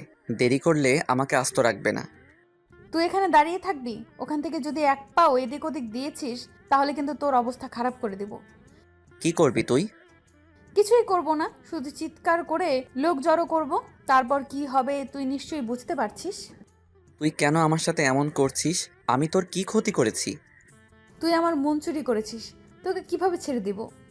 দেখ, এবার আমাকে যেতে হবে। তুই তো জানিস নীলা ম্যাম কেমন। যেতে পারিস, একটা শর্তে। না, এখনও যা বলছে তাই শুনতে হবে। ও যা মেয়ে, যদি সত্যি সত্যি চিৎকার করে, লোক জড়ো করে। আচ্ছা ঠিক আছে, কি শর্ত বল। শর্ত শুধু একটাই, কলেজে আসলে সারাক্ষণ তোকে আমার সাথে থাকতে হবে। না, এটা মানতে পারবো না, অন্য কোনো শর্ত দে। ওকে ঠিক আছে, না মানলে আর কি, আমি চিৎকার করছি। ও চিৎকার করতে লাগলো। আমি যেই দৌড়ে গিয়ে ওর মুখ চেপে ধরবো, অমনি কোনো কিছুর সাথে ধাক্কা লেগে ওর গায়ের উপর পড়ে গেলাম। আমার তো মাথা ঘুরছে। কি থেকে কি হয়ে গেল? দুজন দুজনের দিকে তাকিয়ে আছে। কি থেকে কি হয়ে গেল? তারপর আমি তাড়াতাড়ি উঠে দাঁড়ালাম, তিশাকেও টেনে তুললাম। সরি, আসলে কিভাবে হয়ে গেল বুঝতে পারিনি। কিছুই বলছে না, লজ্জায় মাথা নিচু করে দাঁড়িয়ে আছে। আমি তোর শর্ত মানতে রাজি। এই কথা বলেই দৌড়ে ওখান থেকে চলে আসলাম। এদিকে আমি চলে আসার পর তিশা মুচকি এসে বলতে লাগলো। পাগলটা কি করলো? আমি দৌড়ে গাড়ির কাছে চলে আসলাম। এসে দেখি নীলা ম্যাম সামনে বসে আছে। আমাকে দেখে বলতে লাগলো, এতক্ষণ কোথায় ছিলে? সরি ম্যাম, আসলে একটা কাজ ছিল। তা কি কাজ জানতে পারি? আপনি না জানলেও চলবে। আর আপনি সামনে কেন বসলেন? কেন, আমি কি সামনে বসতে পারি না? বসতে পারেন, যদি আপনার সাথে টাচ লাগে তাহলে তো আপনার শরীর নোংরা হয়ে যাবে। এ কথা বলতেই নীলা ম্যামের মুখটা কালো হয়ে গেল। তারপর আমাকে বলতে লাগলো, তুমি কি আমাকে এখন আগের নীলা ভাবছো? আমি সত্যিই বদলে গেছি। আমি জানি, তবুও। তবুও কি? ও, বুঝতে পারছি, তার মানে তুমি আমাকে এখনো মন থেকে ক্ষমা করনি। আপনি সত্যি বলছেন। আমি আপনাকে এখনো ক্ষমা করতে পারি না, মনে মনে বললাম। তারপর আমি আর কোনো কথা না বলে গাড়ি স্টার্ট দিলাম। গাড়ি চলছে। কি হলো, কথা বলছো না কেন? কোনো কথা বলছি না। তার মানে আমি যা ভাবলাম তাই সত্যি, তুমি আমাকে মন থেকে এখনো ক্ষমা করনি। বুঝতে পারছি না কি বলবো। আমি তোমার সাথে যা করেছি তার জন্য সত্যি আমি অনুতপ্ত। গাড়ি থেকে নামুন, বাড়ি চলে এসেছি। আসলে নীলা ম্যাম আমার সাথে কথা বলে ব্যস্ত ছিল, তাই বুঝতেই পারিনি কখন বাড়িতে চলে আসলাম। আমি কিন্তু এখন আমার উত্তর পাইনি। তারপর আমি গাড়ি থেকে নেমে বাড়িতে চলে আসলাম। সোজা আমার রুমে চলে আসলাম। এদিকে নীলা ম্যাম ভাবতে লাগলো, ক্ষমা তো তোমাকে আমায় করতেই হবে। আমিও দেখব কতদিন আমাকে ক্ষমা না করে থাকতে পারো। আমি রুমে এসে ফ্রেশ হয়ে বিছানায় শুয়ে পড়লাম। কিছুক্ষণ পরে কেউ একজন আমার রুমে আসলো। তাকিয়ে দেখি নীলা ম্যাম হাতে খাবারের বাটি। আমি উঠে বসলাম। আপনি এ সময় কোথাও যাবেন নাকি? না, কোথাও যাব না। এই নাও, তোমার জন্য খাবার আনছি, খেয়ে নাও। কলেজ থেকে আসার পর তো কিছুই খাওয়া হয়নি। কি আপনি খাবার আনলেন? আমার মতো ছোট লোকের জন্য কি মনে করে খাবার আনলেন? তুমি এইভাবে কেন কথা বলছো? আমার কি কষ্ট হয় না? শালি, আগে যখন আমাকে অপমান করতে গায়ে হাত তুলতি তখন আমার কি ভালো লাগতো? এই আপনার এসব ন্যাকা কান্না বন্ধ করেন তো। কান্না করবো না তো কি করব? এমনিতেই আগে তোমার সাথে যা করছি তার জন্য নিজেকে অপরাধী লাগছে। আর তোমার কথাগুলো আমাকে আরো বেশি কষ্ট দিচ্ছে। দেখুন, আপনার প্রতি আমার কোনো অভিযোগ নেই। আপনি শুধু শুধু নিজেকে অপরাধী ভাবছেন। আমি জানি তুমি যতই মুখে বলো না কেন, মন থেকে তুমি আমাকে ক্ষমা করনি। আপনি যা ভাবেন, তাছাড়া আমি এটা বুঝতে পারছি না আপনি ক্ষমা চাওয়ার জন্য কেন এমন করছেন। আমার মতো ছোট লোকের থেকে ক্ষমা না চাইলে কি হয়? তারপর উনি আর কোনো কথা না বলে কান্না করতে করতে চলে গেলেন। আমি ভাবতে লাগলাম, নীলা ম্যামের মতিগতি আমার একদম ভালো লাগছে না। আর এদিকে তিশা তো আছেই। হঠাৎই আমার ফোনে একটা কল আসলো। হাতে নিয়ে দেখি তিশার নাম্বার। তারপর ফোনটা রিসিভ করলাম। কি রে, ফোন রিসিভ করতে তোর এত সময় কেন লাগলো? ওই তুই কে রে, যে তুই ফোন দেওয়ার সাথে সাথে রিসিভ করতে হবে? আমি তোর বউ, বুঝলি?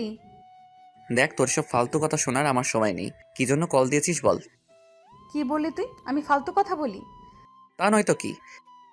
আমি ফালতু কথা বলি। এখন থেকে তোকে আমার ফালতু কথাগুলো শুনতে হবে। এই যে ম্যাম, আপনি হয়তো ভুলে যাচ্ছেন, আমরা এখন ফোনে কথা বলছি। এখন আমি তোর কোনো কথাই শুনতে পারবো না, ফোন রাখছি। ওই, ফোন কাটবি না। এখন আমি তোকে একটা ম্যাজিক দেখাবো, যেটা দেখানোর পর তুই আমার কথা মানতে রাজি হবি। ও তাই নাকি? তাহলে দেখা দেখি। দেখাচ্ছি। কিছুক্ষণ পর তোর হোয়াটসঅ্যাপে আমি দুটো ছবি পাঠিয়েছি, ছবিগুলো গিয়ে দেখ। তারপর হোয়াটসঅ্যাপে গিয়ে দেখি তিশা সত্যি ছবি পাঠিয়েছে। তারপর ছবিগুলো দেখার সাথে সাথে আমার চোখ কপাল উঠে গেল। এ আমি কি দেখছি? ছবিতে দেখা যাচ্ছে আমি তিশার গায়ের উপর, আর তিশা আমার নিচে। যখন আমি তিশার গায়ের উপর পড়ে যাই তখন ছবিগুলো ওঠানো হয়। কিন্তু এটা কিভাবে সম্ভব? তখন তো তিশার হাতে ফোন ছিল না। না, আমাকে জানতে হবে। তারপর আমি নিজেই তিশাকে ফোন দিলাম। ফোন দেওয়ার সাথে সাথে রিসিভ করলো। মনে হচ্ছিল যেন আমার ফোন দেওয়ার অপেক্ষা ছিল। ওই কুত্তি, তুই ছবিগুলো কখন তুললি? আগে বল ম্যাজিকটা কেমন লাগলো? দেখ, আমি কিন্তু তোর উপর এমনিতেই রেগে আছি। আমি কি করেছি যে আমার বাবুটা রেগে আছে? কে বাবু?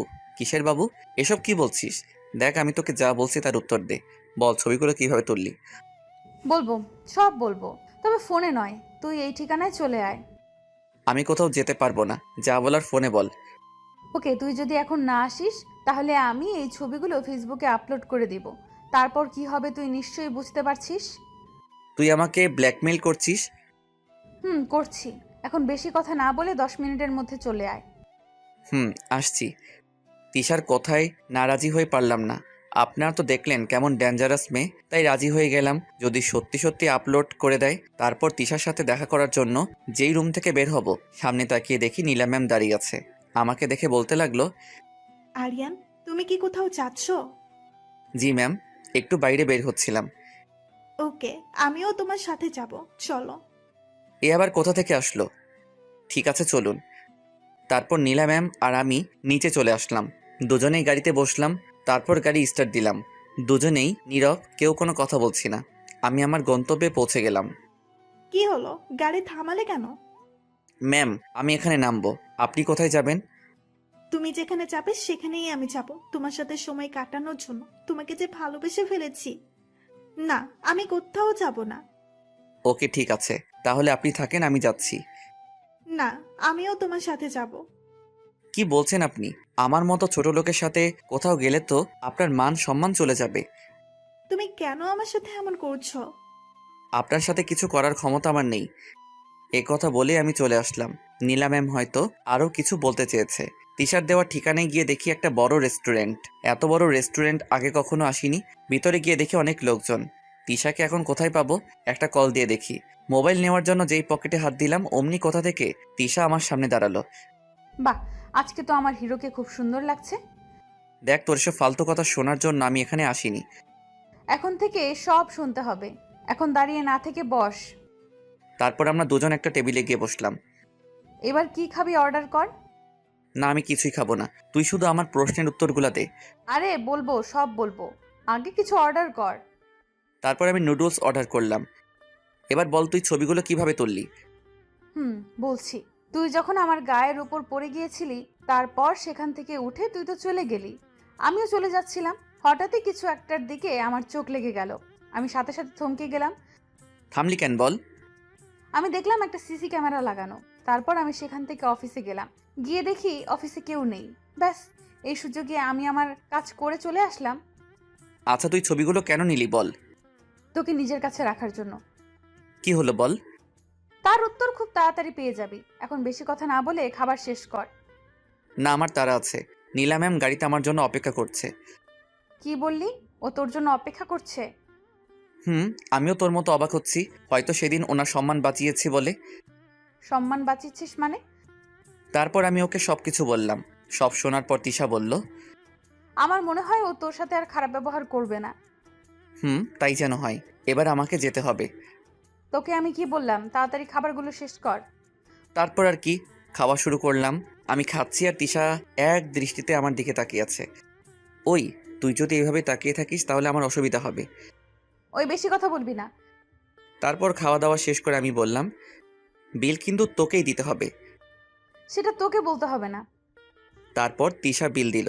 দুজনে রেস্টুরেন্ট থেকে বের হয়ে গেলাম। তিশা বলল, চল তোকে গাড়ি পর্যন্ত দিয়ে আসি। ওই, আমি কি ছোট বাচ্চা নাকি যে আমাকে দিয়ে আসতে হবে? আমার কাছে তুই এখনো বাচ্চা। তারপর দুজনেই গাড়ির কাছে চলে আসলাম। আমি তিশাকে বললাম, তিশা, তোকে আমি রিকোয়েস্ট করছি, তুই ছবিগুলো ডিলিট করে দিস। সময় হলে আমি নিজেই করে দেব। হুম কি হলো, তোর ম্যামকে দেখছি না যে? তাই তো, এখানেই তো থাকার কথা। আছে হয়তো আশেপাশে কোথাও। এবার তুই চলে যা। যাচ্ছি। তার আগে তুই ওইদিকে দেখ তো, এটা কি দেখা যাচ্ছে? আমি যেই তাকালাম অমনি তিশা আমার গালে একটা ইয়ে দিয়ে চলে গেল। কি দিল আপনারা নিজেরা বুঝে নিয়েন, আমার বলতে লজ্জা করছে। আমি কিছুক্ষণ ঘোরের মধ্যে ছিলাম। হঠাৎই কেউ বলতে লাগলো, মেয়েদের থেকে পাপ্পি নিতে খুব ভালো লাগে, তাই না? কথাটা আর কেউ নয়, নীলা ম্যাম বললেন। ওনাকে দেখে আমার ভয় করছে, কারণ ওনার চোখ দুটো লাল হয়ে আছে। আমি আমতা আমতা করে বললাম, ম্যাম, আপনার শরীর ঠিক আছে তো? আপনাকে এমন দেখাচ্ছে কেন? উনি কোনো কথা না বলে আমার হাত ধরে গাড়িতে বসালেন। তারপর নিজেই গাড়ি ড্রাইভ করতে লাগলেন। ওনার গাড়ি চালানো দেখে মনে হচ্ছে আমার উপর প্রচণ্ড রেগে আছে। তারপর উনি বিড়বিড় করে বলতে লাগলেন, একবার শুধু বাড়িতে চল, তারপর তোকে দেখাচ্ছি। বাড়ির সামনে এসে উনি গাড়ি দাঁড় করালেন।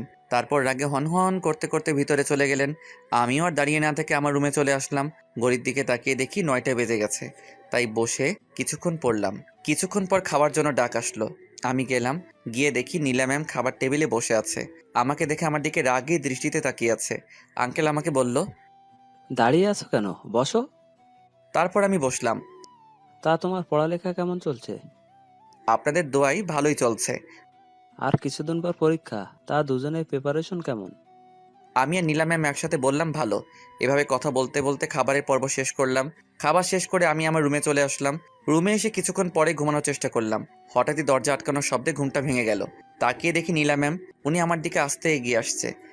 কি হলো, আপনি এত রাতে এখানে কি করছেন? আর এইভাবে আমার কাছে আসছেন কেন? নীলা ম্যাম কোনো কথা না বলে এক লাফে আমার গায়ের উপর উঠে গেল। আমি তো শুধু হা করে তাকিয়ে আছি। মেয়েদের থেকে পাপ্পি নিতে খুব ভালো লাগে তাই না? এবার আমিও দেখব কত পাপ্পি নিতে পারিস।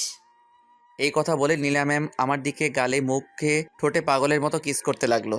আমার মুখ দিয়ে কোনো কথা বের হচ্ছে না, শুধু বোকার মতো তাকিয়ে আছি। না, এইভাবে আর কিছুক্ষণ চললে আমি নিজেকে কন্ট্রোল করতে পারবো না। তারপর কোনো উপায় না পেয়ে ওনাকে ধাক্কা মেরে নিচে ফেলে দিলাম। আপনি সব কি করছেন? পাগল হয়ে গেছেন নাকি? আমি পাগল হয়ে গেছি শুধু তোর জন্য। আপনার মাথাটা একেবারে গেছে। কী সব আবল তাবল বকছেন? কালকে গিয়ে ডাক্তার দেখাবেন। আমি একদম ঠিক আছি, আমার কিছুই হয়নি। তাহলে আপনি এসব কি করছেন? আমি তোমাকে ভালোবেসে ফেলেছি। কি বললেন? আপনি আমাকে ভালোবাসেন? How funny! আমি কি কাউকে ভালোবাসতে পারি না নাকি? আপনি হচ্ছেন অহংকারী। অহংকারীরা কখনো কাউকে ভালোবাসতে পারে না। বিশ্বাস করো, আমি তোমাকে সত্যিই ভালোবাসি। কিন্তু আমি আপনাকে ভালোবাসি না, কারণ আপনার আর আমার সম্পর্ক কেউ মানবে না। অবশ্যই মানবে। তুমি শুধু আমাকে আপন করে নাও, তারপর যা করার সব আমি করব। আপনাকে কখনো ভালোবাসতে পারবো না। তাহলে এটাই তোমার শেষ কথা? মম। আমিও দেখব তুমি আমাকে কতদিন ভালো না বেসে থাকতে পারো। এ কথা বলে কান্না করতে করতে চলে গেল। উফ, আমি মনে হচ্ছে পাগল হয়ে যাব। একদিকে তিশা আর একদিকে নীলা, দুজনেই মনে হচ্ছে আমাকে পাগল বানিয়ে ছাড়বে। না, এবার আমাকে একটু ঘুমাতে হবে। তারপর ঘুমিয়ে গেলাম। সকালে কারো হাতের ছোঁয়ায় পেয়ে ঘুম ভাঙলো। তাকিয়ে দেখি নীলা ম্যাম আমার মাথায় হাত বুলিয়ে দিচ্ছে। আমি তাড়াতাড়ি উঠে গেলাম। আমাকে এভাবে উঠতে দেখে নীলা ম্যাম বলতে লাগলো, কি হলো, উঠে পড়লে কেন? ঘুমাও। আপনি যা শুরু করেছেন, এরপর আমার ঘুম আর আসছে না। কি করলাম আমি? আপনি আমার মাথায় হাত বুলিয়ে দিচ্ছেন কেন? আমার ভালো লাগছে তাই দিচ্ছি। কিন্তু আমার ভালো লাগছে না। আচ্ছা, আমি যখন তোমার বউ হব তখন তো এভাবে হাত বুলিয়ে দিতে পারবো। বউ মানে কার বউ? আর আপনাকে কে বিয়ে? কেউ না, শুধু তুমি করলেই হবে। আমি বিয়ে করব আপনাকে? হুম। কোনো দিনও না। আপনি আমাকে বিয়ে করার স্বপ্ন দেখতে পারেন, কিন্তু সেই স্বপ্ন কখনো পূরণ হবে না। কেন পূরণ হবে না? আমি কি দেখতে খারাপ নাকি?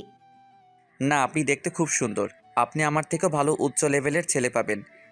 আমার উচ্চ লেভেলের ছেলে চাই না, শুধু তোমাকেই চাই। এটা আপনার আবেগ, যা কিছুদিন পর চলে যাবে। আবেগ নয়, আমি সত্যি সত্যি তোমাকে ভালোবাসি, বিশ্বাস করো। তোমার জন্য আমি নিজেকে বদলে ফেলেছি। আপনার ভালোবাসা আপনার কাছে রাখুন। এই কথা বলে আমি ওয়াশরুমে চলে আসলাম। ভালো তো তোমাকে আমায় বাসতেই হবে, সেটা যে করেই হোক। ওয়াশরুম থেকে বের হয়ে দেখি নীলা ম্যাম নেই। যাক বাবা, ভালোই হলো।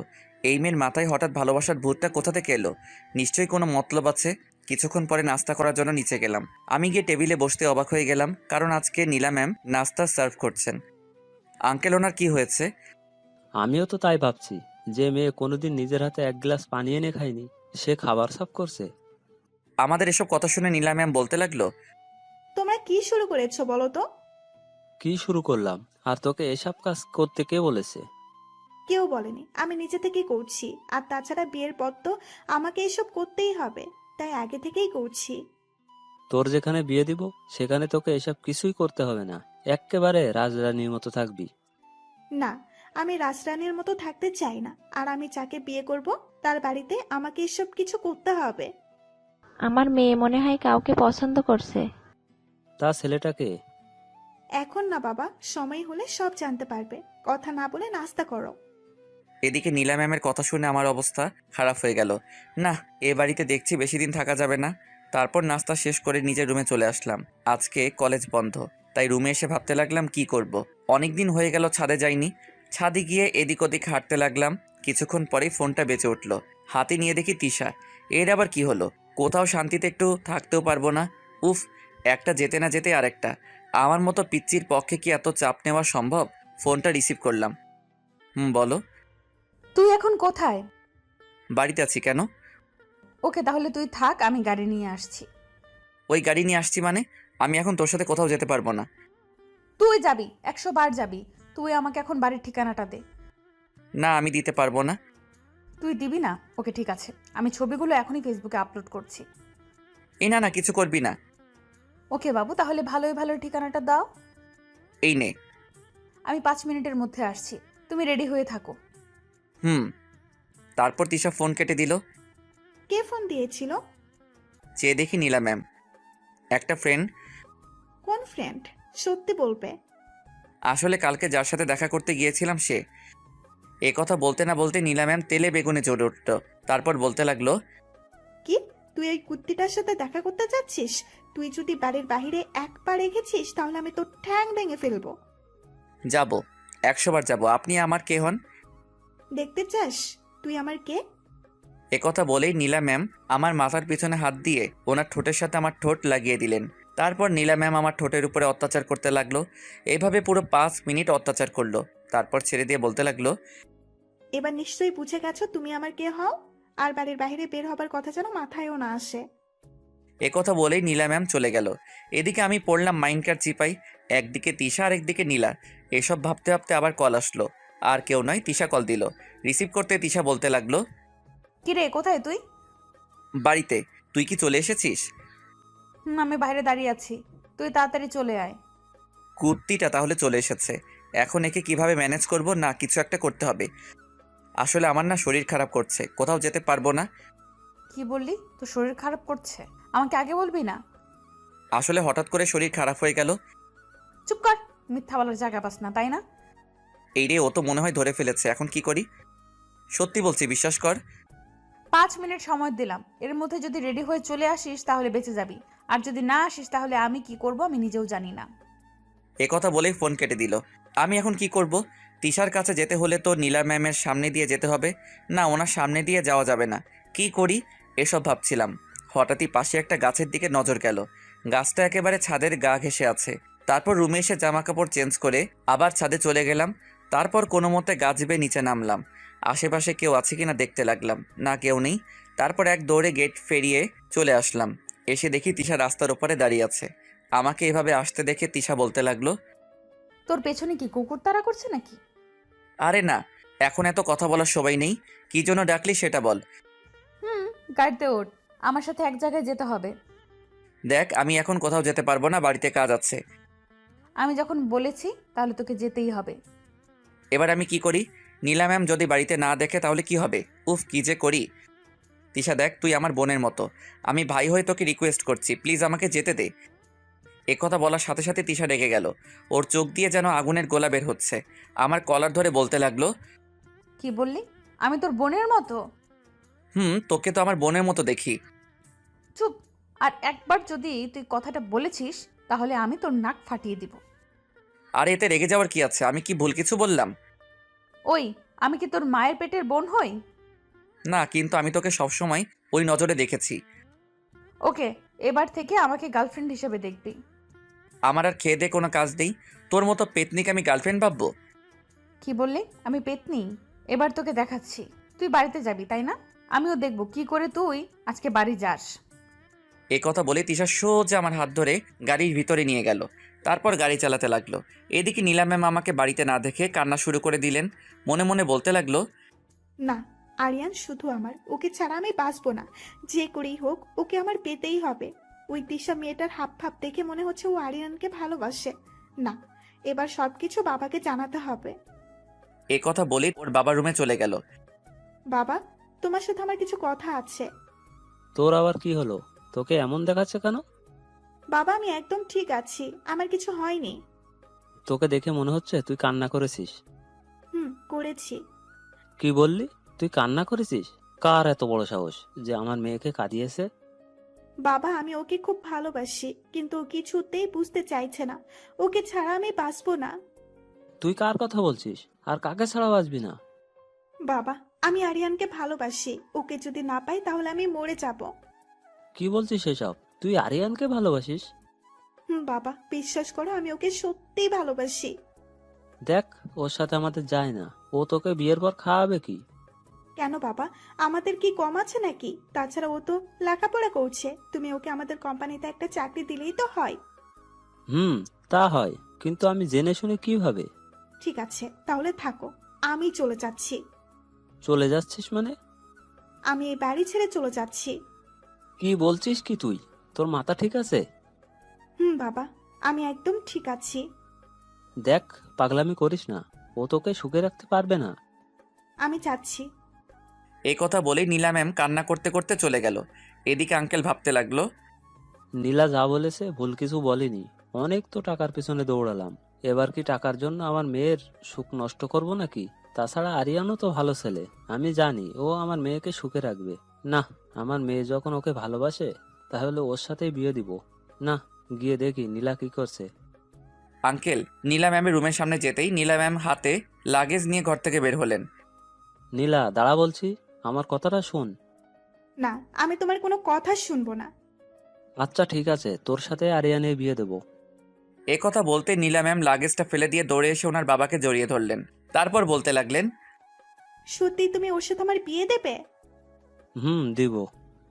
বাবা বলো না, কবে বিয়ে দেবে? আগে ওর পড়ালেখা শেষ হোক তারপর। এখন দিলে কি হবে? এখন যদি তোদের বিয়ে দেই তাহলে দুজনের পড়ালেখা শেষ হয়ে যাবে, আর তার সাথে ভবিষ্যতও। এভাবে ওরা বাবা মেয়ে মিলে কথা বলতে লাগলো। এদিকে আমার অবস্থা একেবারে খারাপ হয়ে যাচ্ছে। আমি শুধু নীলা ম্যামের কথা ভাবছি। না জানি আমাকে না দেখতে পেয়ে কি করছে। তিশা আমাকে নিয়ে একটা পার্কে এলো। পার্কে এসে তিশা আমাকে একটা নির্জন জায়গায় নিয়ে এলো। ওই আমাকে এখানে নিয়ে এলি কেন? সবাই যে জন্য আসে, মানে প্রেম করতে এসেছি। দেখ, আমার এসব ভালো লাগছে না, আমি বাড়ি যাচ্ছি। তুই এখান থেকে কোথাও যাবি না, দাঁড়িয়ে থাক, আমি আসছি। এ কথা বলেই তিশা চলে গেল, আর আমি দাঁড়িয়ে রইলাম। কিছুক্ষণ পর আবার ফিরে আসলো, কিন্তু ওর হাতে ফুল দেখা যাচ্ছে কেন? আজকে তিশাকে অনেক সুন্দর লাগছে, যেটা আমি প্রথমে খেয়াল করিনি। এসব ভাবতে ভাবতে তিশা কখন যে আমার সামনে চলে এলো বুঝতেই পারিনি। তারপর তিশা আমার সামনে হাঁটু গেড়ে বসে বলতে লাগলো, দেখো আরিয়ান, আমি ঘুরিয়ে ফিরে কথা বলতে পারি না, যা বলার সোজাসুজি বলি। জানি না তুমি কথাটা কিভাবে নিবে, কিন্তু তোমাকে কথাটা না বলা পর্যন্ত আমার শান্তি হচ্ছিল না। তারপর তিশা বলল, আরিয়ান, আমি তোমাকে ভালোবাসি, আই লাভ ইউ, প্লিজ আমাকে ফিরিয়ে দিও না। ওর কথা শুনে আমি বোবা হয়ে গেলাম। মুখ দিয়ে কোনো কথা বের হচ্ছে না। তিশা কি বলছে? ওরও কি নীলা ম্যামের মতো খারাপ হয়ে গেল নাকি? আমাকে চুপ থাকতে দেখে তিশা বলতে লাগলো, কি হলো, কি ভাবছো? আমার উত্তর দাও। কিসের উত্তর? বারে, একটু আগে যে তোমাকে প্রপোজ করলাম তার উত্তর। দেখো তিশা, পাগলামির একটা লিমিট থাকা উচিত। আমি কোনো পাগলামি করছি না, যা সত্যি তাই বললাম। বিশ্বাস করো, আমি তোমাকে সত্যিই অনেক ভালোবাসি, তোমাকে না পেলে আমি বাঁচবো না। আবেগ দিয়ে নয়, বিবেক দিয়ে কথা বলো। তোমার এসব কিছু আবেগ মনে হচ্ছে? আমি আবেগ দিয়ে কোনো কথা বলছি না, যা বলার বিবেক দিয়ে বলছি। দেখ, তোর সাথে আমার যায় না। তুই কোথায় আর আমি কোথায়? আমাদের দুজনের মধ্যে আকাশ পাতাল তফাৎ। আমি তোর কথা আব্বুকে অনেক আগেই বলেছি, আর আব্বু বলল আমি যাকে ভালোবাসি তার সাথেই নাকি আব্বু আমার বিয়ে দিয়ে দিবে। এ কথা শোনার জন্য আমি মোটেও প্রস্তুত ছিলাম না। কি? এবার তো আমাকে ভালোবাসতে তোর কোনো সমস্যা নেই। না, আমি তোকে ভালোবাসতে পারবো না। এ কথা বলার সাথে সাথে তিশা আমাকে জড়িয়ে ধরলো। তারপর আমার বুকের ভিতর মাথা গুঁজে দিয়ে কান্না করতে করতে বলতে লাগলো, বিশ্বাস করো, আমি তোমাকে সত্যিই অনেক ভালোবাসি। তোমাকে যেদিন কলেজে প্রথম দেখেছিলাম সেদিনই তোমার প্রেমে পড়ে যাই। তারপর তোমার সাথে থাকার জন্য বন্ধুত্ব করি, কিন্তু তুমি আমাকে বন্ধু হিসেবে মেনে নিতে পারোনি। তারপর ক্লাসে পড়া না বোঝার নাটক করি। আমি জানতাম স্যার আমাকে তোমার থেকে পড়া বুঝে নিতে বলবে, আর আমিও এই সুযোগে তোমার সাথে থাকতে পারবো। এইসব বলে তিশা আমার বুকের ভিতর মাথা রেখে কান্না করতে লাগলো। আমি এখন কি বলবো কিছুই বুঝতে পারছি না। না, আগে পরীক্ষা করে দেখি তিশা কি আমাকে সত্যি সত্যি ভালোবাসে। ওকে, আমি তোকে একটা শর্তে ভালোবাসতে পারি। কি শর্ত বল, আমি সব কিছু পারবো। ওকে ঠিক আছে, তাহলে আমার সাথে রুম ডেট করতে হবে। কি? জানতাম তুই পারবি না। কে বলেছে আমি পারবো না? ঠিক আছে, এটাই যদি আমার ভালোবাসার পরীক্ষা হয় তাহলে তাই করব। বলো আমাকে কোথায় আসতে হবে? যা বলছিস ভেবে বলছিস তো? আমি ভেবেই বলছি। ওকে, তাহলে বিকাল 4টায় এই ঠিকানায় চলে আসিস। ঠিক আছে, আসবো। আপনারা আবার রুম ডেট করার ব্যাপারটা খারাপভাবে নিয়েন না। আমি শুধু ওকে পরীক্ষা করার জন্য কথাটা বললাম। এবার বুঝতে পারবো ও আমাকে সত্যি ভালোবাসে নাকি বাসে না। ও যদি আসে তাহলে বুঝবো ও আমাকে সত্যি ভালোবাসে, আর যদি না আসে তাহলে আর কি। আমি বাড়িতে যাওয়ার জন্য রওনা দিলাম। ঘড়ির দিকে তাকিয়ে দেখি 12:30 বেজে গেছে। না জানি আজকে বাড়িতে গেলে আমার উপর দিয়ে কোন ঝড় যাবে। একটা রিক্সা নিয়ে বাড়ির সামনে চলে আসলাম। তারপর বাড়িতে ঢুকলাম। চোরের মতো চুপি চুপি নিজের রুমে গেলাম। রুমে গিয়ে দরজা বন্ধ করে দিলাম। তারপর বলতে লাগলাম, যাক বাবা, তাহলে নীলা ম্যাম এখনো কিছু জানে না। কেউ একজন বলে উঠল, আমি সব জানি। তারপর আমি বিছানার দিকে তাকিয়ে দেখি নীলা ম্যাম বিছানায় বসে আছে আর আমার দিকে রাগী দৃষ্টিতে তাকিয়ে আছে। এই রে, আবার এখানে কিভাবে এলো? আরে ম্যাম, আপনি আমার রুমে কি করছেন? দেখতে আসলাম আমার বাবুটা কি করছে। উনি আমার দিকে এগিয়ে আসতে আসতে বলতে লাগলেন। তা স্যার, আপনি কোথায় গিয়েছিলেন? উনি একদম আমার কাছে চলে আসলেন। আমতা আমতা করে বলতে লাগলাম, না মানে আমি তো বাগানে গিয়েছিলাম। ও আচ্ছা, আপনি বাগানে গিয়েছিলেন বুঝি? তা বাগানে গেলে বুঝি নতুন জামা কাপড় পরে যেতে হয়? ওনার কথাগুলো আমার সুবিধার মনে হচ্ছে না, যেন মনে হচ্ছে এক্ষুনি আমার উপর দিয়ে ঝড় বয়ে যাবে। না মানে আসলে আমার জামা কাপড়গুলো আজকে ধুয়ে দিলাম তো, তাই নতুন জামা পরতে হলো। এই কথা বলার সাথে সাথে নীলা ম্যাম আমাকে এক ধাক্কা দিয়ে বিছানায় ফেলে দিলেন।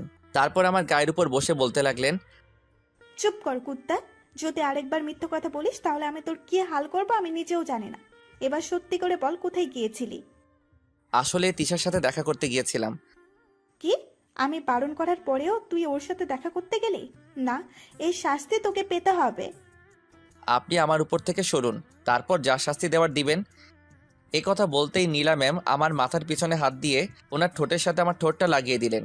এইভাবে অনেকক্ষণ আমার ঠোঁটের উপর অত্যাচার করলেন। আমি ওনাকে কোনো মতে সরালাম। আমার অনেক রাগ হলো। আমি উঠে ঠাস করে ওনার গালে একটা চড় বসিয়ে দিলাম। তারপর বলতে লাগলাম, কি পেয়েছেন কি? যখন যা খুশি তাই করবেন। আমি আপনাকে একটা কথা স্পষ্ট বলে দিতে চাই, আপনাকে কখনো ভালোবাসতে পারবো না, কারণ আপনাদের মতো মেয়েদের ভালোবাসা যায় না। নীলা ম্যাম গালে হাত দিয়ে আমার কথাগুলো শুনছে। আশা করি আপনি আমার কথা বুঝতে পারছেন। আমিও দেখব তুমি কতদিন আমাকে ভালো না বেসে থাকতে পারবে। এ কথা বলে চলে গেল। আমি তো এখনো বিশ্বাস করতে পারছি না আমি নীলা ম্যামকে চড় মারলাম আর উনি আমাকে কিছুই বললেন না। তারপর আমি ওয়াশরুমে চলে গেলাম। 2 মিনিটের মধ্যে গোসল করে চলে আসলাম। শীতকালের গোসল, আপনারা তো বুঝতেই পারছেন। ওয়াশরুম থেকে বের হবার কিছুক্ষণ পরেই আজান দিল। তারপর মসজিদে চলে গেলাম নামাজ পড়তে।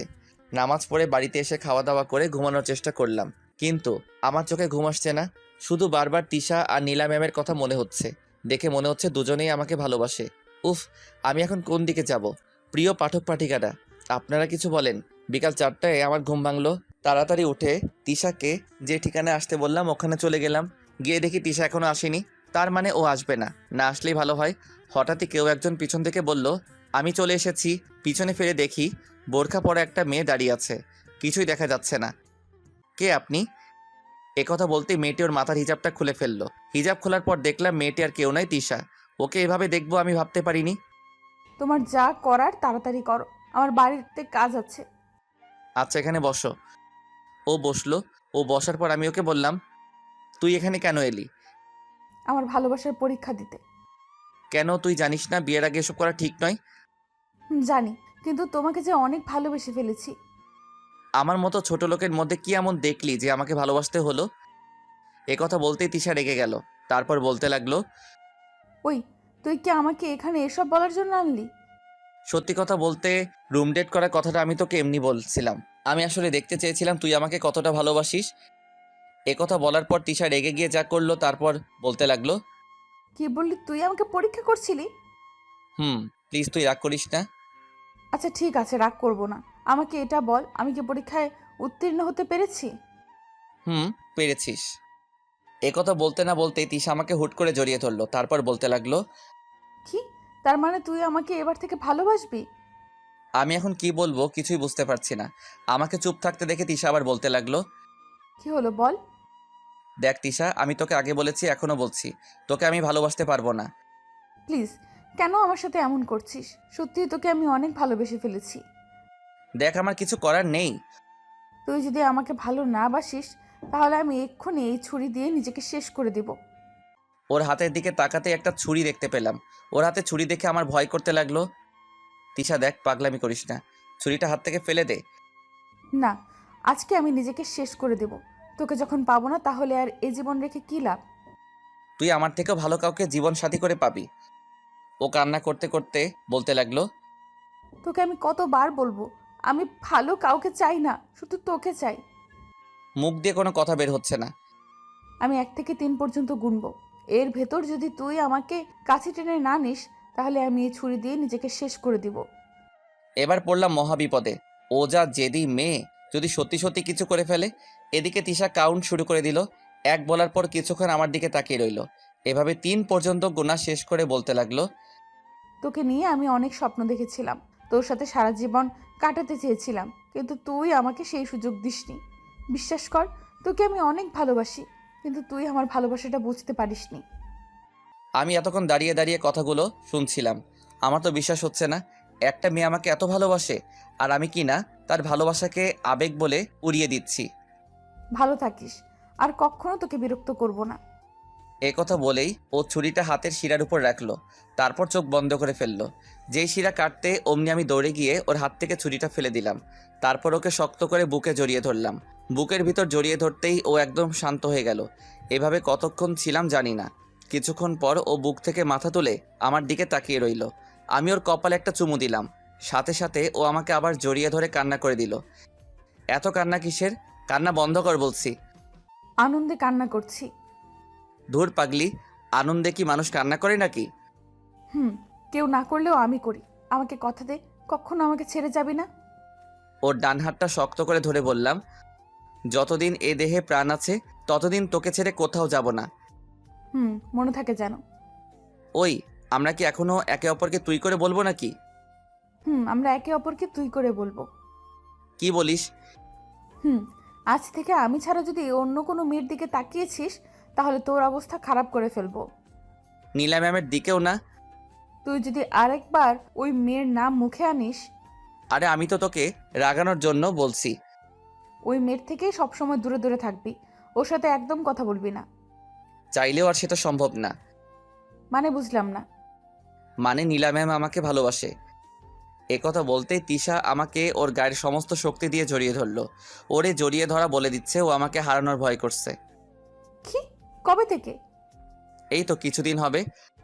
তারপর ও কান্না করে দিয়ে বলতে লাগলো, দেখ, আমি তোকে হারাতে পারবো না, তুই কালকেই ওই বাড়ি ছেড়ে দিবি। দিব, তবে এখন নয়। আগে পরীক্ষাটা দিয়ে নেই, তারপর। তুই বাড়ি ছাড়ার কথা বলছিস কেন? আমার ভয় করছে, যদি নীলা তোকে আমার কাছ থেকে কেড়ে নেয়। আমি তোর আছি, তোরই থাকবো। কেউ আমাদের আলাদা করতে পারবে না। কিছুক্ষণ পর, তিশা এবার আমাকে ছাড়, যেতে হবে। ঠিক আছে, চল তোকে দিয়ে আসি। কিছুক্ষণ পর বাড়ির সামনে চলে আসলাম। গাড়ি থেকে যেই নামতে যাব অমনি তিশা আমাকে জড়িয়ে ধরে ওর ঠোঁটের সাথে আমার ঠোঁটটা মিশিয়ে দিল। কিছুক্ষণ পর ছেড়ে দিল। এটা কি হলো? কেন আদর দিলাম, ভালো লাগেনি বুঝি? আরেকটা দেই? না না, আর লাগবে না। এ কথা বলেই আমি গাড়ি থেকে নেমে গেলাম। তারপর ওকে বিদায় দিয়ে বাড়িতে ঢুকলাম। তারপর নিজের রুমে চলে গেলাম। কিছুক্ষণ পরেই মাগরিবের আজান দিয়ে দিল। মসজিদে চলে গেলাম। নামাজ পড়া শেষ করে বাড়ির দিকে আসতেই ফোনটা বেজে উঠল। হাতে নিয়ে দেখি তিশা কল দিল। তারপর ওর সাথে কথা বলতে বলতে বাড়িতে চলে আসলাম। আঙ্কেল দেখি সোফায় বসে আছে। আমাকে দেখে বলল, আরিয়ান এদিকে আসো। আমি গেলাম। তা বাবা, তোমার লেখাপড়া কেমন চলছে? আপনাদের দয় ভালোই চলছে। এইভাবে আঙ্কেলের সাথে কিছুক্ষণ কথা বলে নিজের রুমে চলে আসলাম। ঘড়ির দিকে তাকিয়ে দেখি 7টা বেজে গেছে। তাই বই নিয়ে পড়তে বসলাম। পড়া আর হলো না, কারণ মোবাইলটা আমাকে ডাকতে লাগলো। পাগলিটা কল দিয়েছে। রিসিভ করে বলতে লাগলাম, ফোন দেওয়ার আর সময় পেলি না? আমার বাবুটা কি এমন কাজ করছিল যে আমার ফোন দেওয়াতে বিরক্ত হলো? এখন পড়ালেখা ছাড়া আর কোনো কাজ আছে? আছে তো, আমার সাথে কথা বলা একটা কাজ। তোর মতো পেতনির সাথে কথা বলতে আমার বইয়েই গেছে। কি বললি তুই? আমি পেতনি? হুম। তোকে কিন্তু এই পেতনিকেই বিয়ে করতে হবে। আমার আর খেদে কাজ নেই, তোর মতো পেতনিকে আমি বিয়ে করব না। তুই করবি, 100 বার করবি। যা তো। তুই একটুও রোমান্টিক না, শুকনো বড়ই একটা। কি বললি তুই? আমি রোমান্টিক না শুকনো বড়ই? কালকে কলেজে আসলে দেখতে পারবি আমি কি। আমিও দেখব। তারপর ওর সাথে আর কিছুক্ষণ কথা বলে পড়ায় মনোযোগ দিলাম। কিছুক্ষণ পর আমার মনে হলো কেউ একজন পিছনে দাঁড়িয়ে আছে। উফ, এই মেয়েটা সবসময় পিছন থেকে কেন আসে? নীলা ম্যাম আমাকে বলতে লাগলো, এতক্ষণ কার সাথে কথা বললে? যদি বলি তিশার সাথে কথা বলছি তাহলে নিশ্চিত নীলা ম্যাম খারাপ কিছু করবে। কই, কারোর সাথে না, আমার এক ফ্রেন্ডের সাথে কথা বলছিলাম। আচ্ছা, তোমার মোবাইলটা দাও, আমিও দেখি কোন ফ্রেন্ড। এই রে, এবার তো মনে হয় সব কিছু জেনে যাবে। না, কিছু একটা করতে হবে। ও মাগো, কি ব্যথা করছে, মরে যাব মনে হয়। আমার এইভাবে কথা বলাতে নীলা ম্যাম অস্থির হয়ে গেলেন। তারপর আমার পাশে বসে বলতে লাগলেন, কি হয়েছে তোমার? এমন করছো কেন? আর বলবেন না, মাথাটা প্রচণ্ড ব্যথা করছে। আচ্ছা ঠিক আছে, তুমি বিছানায় শুয়ে পড়ো, আমি তোমার মাথা টিপে দিচ্ছি। যাক বাবা, বেঁচে গেলাম। আর একটু হলেই তো গেছিলাম। নীলা ম্যাম আমার মাথা টিপে দিতে লাগলেন। ওনার হাতের স্পর্শ পেয়ে কখন যে ঘুমিয়ে গেলাম বুঝতেই পারিনি। এদিকে স্বপ্নে আমি দেখতে লাগলাম তিশাকে জড়িয়ে ধরে শুয়ে আছি। তিশা বলতে লাগলো, এই আরিয়ান কি করছো, ছাড়ো বলছি। হঠাৎই কারো শরীরে ঝাঁকুনিতে আমার ঘুমটা ভেঙে গেল। চোখ মেলে দেখি আমি নীলা ম্যামকে জড়িয়ে ধরে আছি। আমি তো ভয় একেবারে শেষ। তার মানে আমি এতক্ষণ স্বপ্ন দেখছিলাম। নীলা ম্যামকে তিশা ভেবে জড়িয়ে ধরলাম। এখন উনি আমাকে কি ভাববেন? আমাকে ক্ষমা করে দিন, আমি আসলে বুঝতে পারিনি। ক্ষমা চাইতে হবে না, আমার তো ভালোই লাগছিল। কি ভালো লাগছিল? এই যে তুমি জড়িয়ে ধরে আছো। এ কথা বলার সাথে সাথে ওনাকে ছেড়ে দিলাম। দেখুন, আমি কিন্তু ইচ্ছে করে এসব করিনি। জানি তো। এখন আপনি যেতে পারেন। যাব। তার আগে আমাকে একটা ইয়ে দাও। ইয়ে দাও মানে ঠিক বুঝলাম না। আর আমি পাপ্পির কথা বলছি। কি? এ কথা বলার সাথে সাথে আমি এক লাফে বিছানা থেকে নেমে ওয়াশরুমে চলে গেলাম। যাক বাবা, বেঁচে গেলাম। কি ধকলটাই না গেল। এদিকে আমার এই অবস্থা দেখে নীলা ম্যাম হাসতে হাসতে চলে গেলেন। উনি চলে যাওয়ার পর ওয়াশরুম থেকে বের হয়ে চলে আসলাম। তারপর ঘড়ির দিকে তাকিয়ে দেখি 10টা বেজে গেছে। তারপর খাবার টেবিলে চলে গেলাম। নীলা ম্যাম দেখে আমার দিকে তাকিয়ে হাসছে। এইভাবেই খাবার শেষ করে রুমে চলে আসলাম। রুমে এসে আর কিছুক্ষণ পড়লাম, তারপর ঘুমিয়ে গেলাম। সকালে আজানের শব্দে ঘুমটা ভেঙে গেল। তারপর মসজিদে চলে গেলাম, নামাজ পড়ে আবার বাড়িতে চলে আসলাম। এইভাবেই কিছুদিন চলে গেল। এদিকে তিশা আর আমার প্রেম বেশ ভালোই চলছে। আর নীলা ম্যামের প্যারা তো আছেই। পরীক্ষার আর 1 মাস বাকি। একদিন আমি আর তিশা মিলে পার্কে বসে প্রেম করছিলাম। হঠাৎই তিশা আমাকে বলল, আচ্ছা, নীলা কি এখনো তোমাকে ভালোবাসে? বাসে। উনি তো আর আমাদের সম্পর্কের কথা জানেন না। এবার জানানোর সময় হয়েছে। কি? না, ভুলেও নীলা ম্যামকে আমাদের সম্পর্কের কথা বলবি না। না, এবার আমাদের বলতেই হবে। এই কথা বলেই তিশা মোবাইলে কি যেন করতে লাগলো। তারপর বলল, কাজ হয়ে গেছে। কাজ হয়ে গেছে মানে? কি করেছিস? এই ছবিগুলো দেখতে পাচ্ছিস, এইগুলো আমি নীলার মোবাইলে পাঠিয়ে দিয়েছি। কি? তুই এটা কেন করলি বল? এটা দেখার পর নীলা তোর আর আমার ব্যাপারে সব জেনে যাবে, আর তোকে পাওয়ার কথা কখনো ভাববে না। এই কথা বলেই তিশা আমাকে শক্ত করে জড়িয়ে ধরলো। তারপর বলতে লাগলো, দেখ, তোকে আমি কখনোই হারাতে পারবো না। আমি বুঝতে পারছি ও এটা কেন করলো। তারপর আমিও ওকে শক্ত করে জড়িয়ে ধরে ওর কপালে একটা চুমু দিলাম। তারপর বলতে লাগলাম, আমি জানি তুই আমাকে হারানোর ভয় করছিস।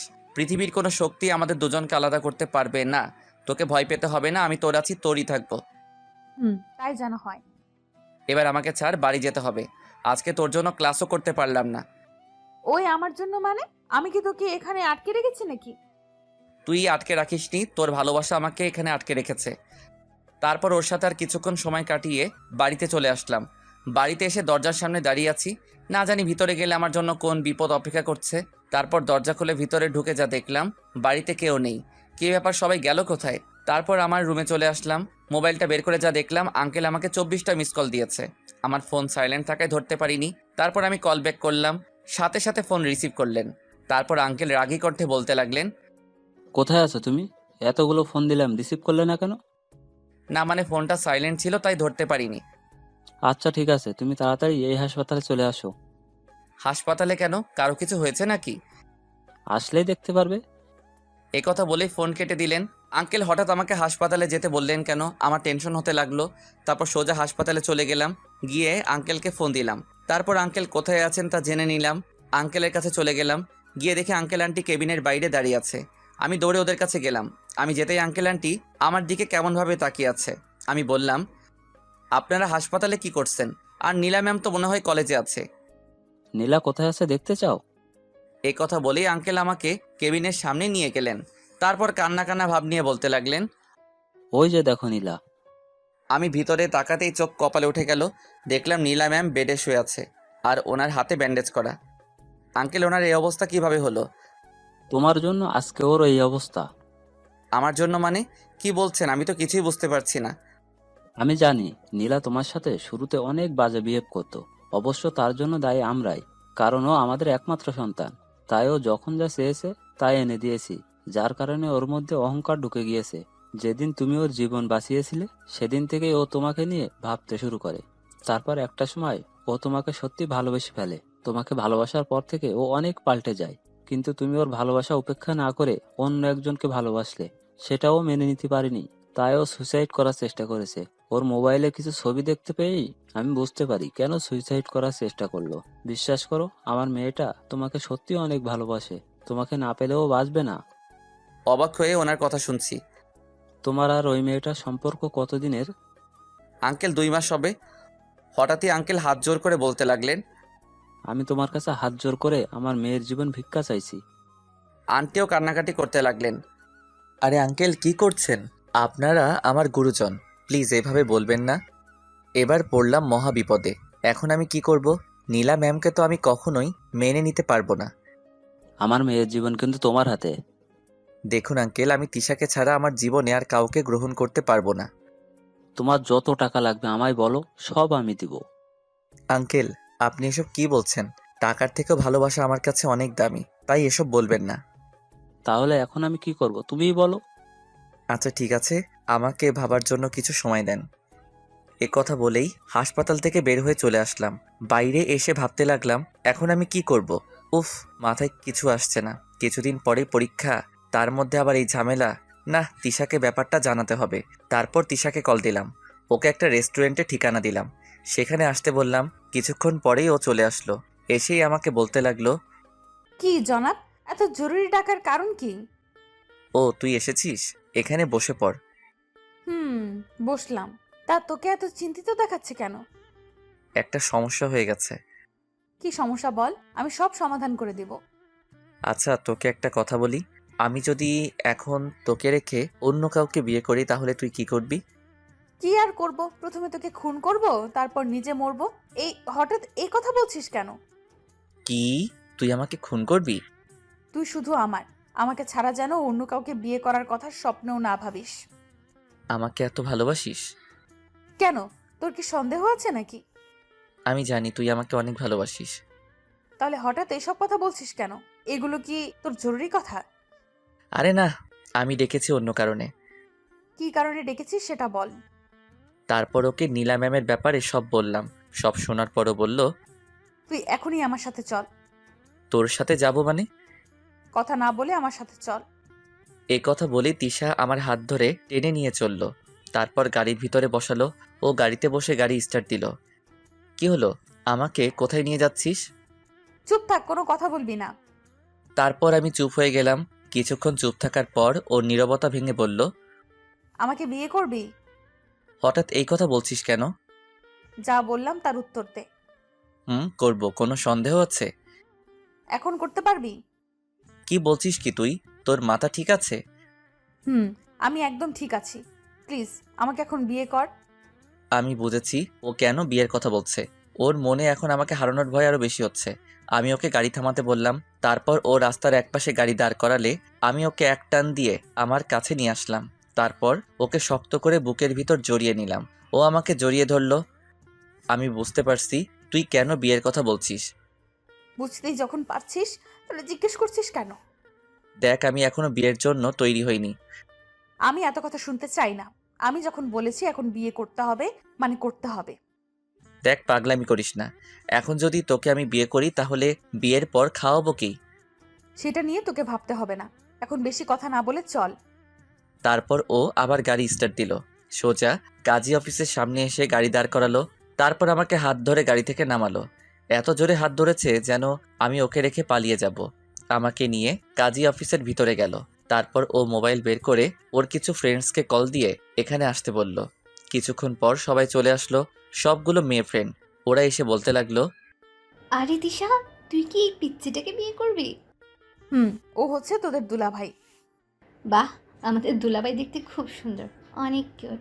ওই পিচ্ছি, তুমি আগে কোথায় ছিলে? যদি জানতাম তোমাকে নিয়ে পালিয়ে যেতাম। কি? ওই তোরা কি শুরু করলি বলতো? কই, আমরা আবার কি করলাম? ওই তুই রেগে যাচ্ছিস কেন? চুপ কর, তোর তো মেয়েদের সাথে কথা বলতে বেশ ভালো লাগে।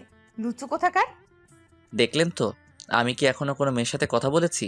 তার আগে আমাকে লুচু বানিয়ে দিল। তারপর আর কি, আমার আর তিশার বিয়ে হয়ে গেল।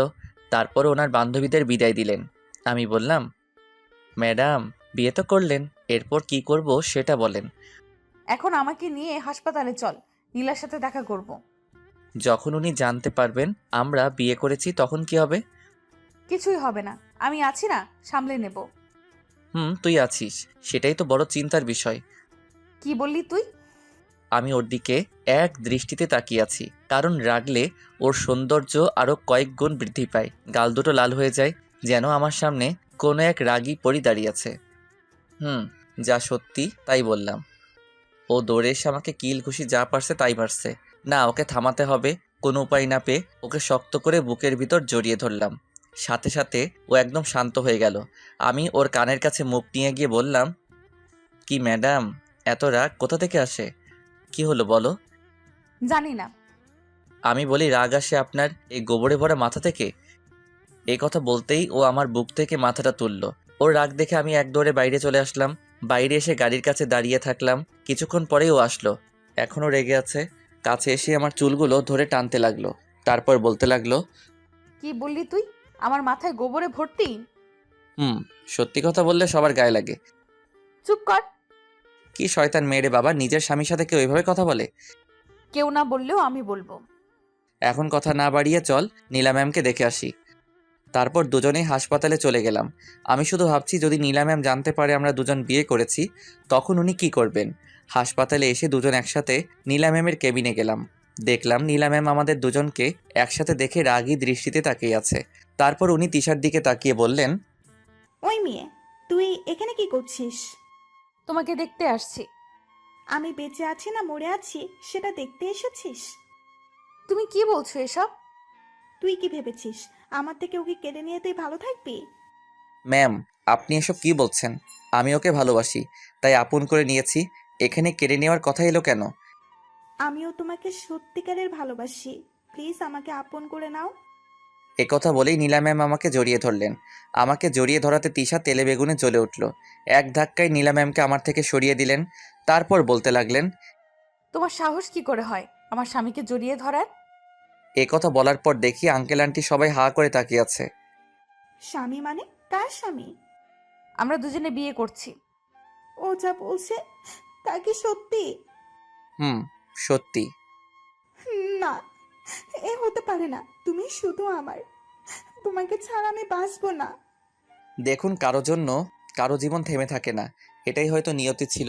হয়তো আপনি আমার থেকেও ভালো কাউকে আপনার জীবন সঙ্গী হিসেবে পাবেন। নীলা ম্যাম শুধু কান্না করছে। এখানে তোমার কোনো দোষ নেই, তুমি একদম সঠিক সিদ্ধান্ত নিয়েছো। বাবা, এখন আমার কি হবে? তোকে আমি বলেছিলাম ওর জন্য তোকে একদিন কান্না করতে হবে, আজ সেই দিন এলো। আঙ্কেল, এবার আমাদেরকে যেতে হবে। তোমরা এখন কোথায় যাবে? আমি এখন বিবাহিত, এখন তো আর আপনার বাড়িতে থাকা যায় না। কেন থাকা যাবে না? আমি কি তোমাদের তাড়িয়ে দিচ্ছি নাকি? না আঙ্কেল, আমি তা বলছি না। আমি নিজেই চলে যাচ্ছি। এবার আমাকে কিছু করতে হবে, নিজের পায়ে দাঁড়াতে হবে। আচ্ছা, তুমি যখন চলে যেতে চাইছো তাহলে তোমাকে আর আটকাবো না। তারপর আঙ্কেল আন্টির থেকে বিদায় নিয়ে চলে আসলাম। নীলা ম্যামের দিকে তাকিয়ে দেখি উনি কান্না করছেন। করুক কান্না, আমার কিছু করার নেই। তারপর বাইরে এসে তিশাকে বললাম, আঙ্কেলের বাড়িতে নিয়ে চল। কেন, ওখানে গিয়ে কি করবি? তোকে যেটা বললাম সেটা কর। তারপর তিশা গাড়ি স্টার্ট দিল। কিছুক্ষণ পরে আঙ্কেলের বাড়ির সামনে চলে আসলাম। তারপর আমি এক দৌড়ে ভিতরে চলে গেলাম। আমার রুমে গিয়ে জামা কাপড় গোছালাম। তারপর বের হয়ে চলে এলাম। ও, তুই জামা কাপড় নিয়ে এসেছিলি? ওই বিয়ে তো করলি, এবার কি করব সেটা বল।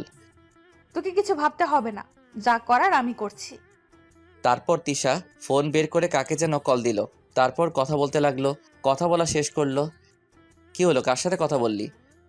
তোর শ্বশুরের সাথে। আমি তো ভয় পেয়ে গেলাম, কারণ শুনলাম উনি নাকি রাগী মানুষ। উনিও আঙ্কেলের মতো বড় ব্যবসায়ী।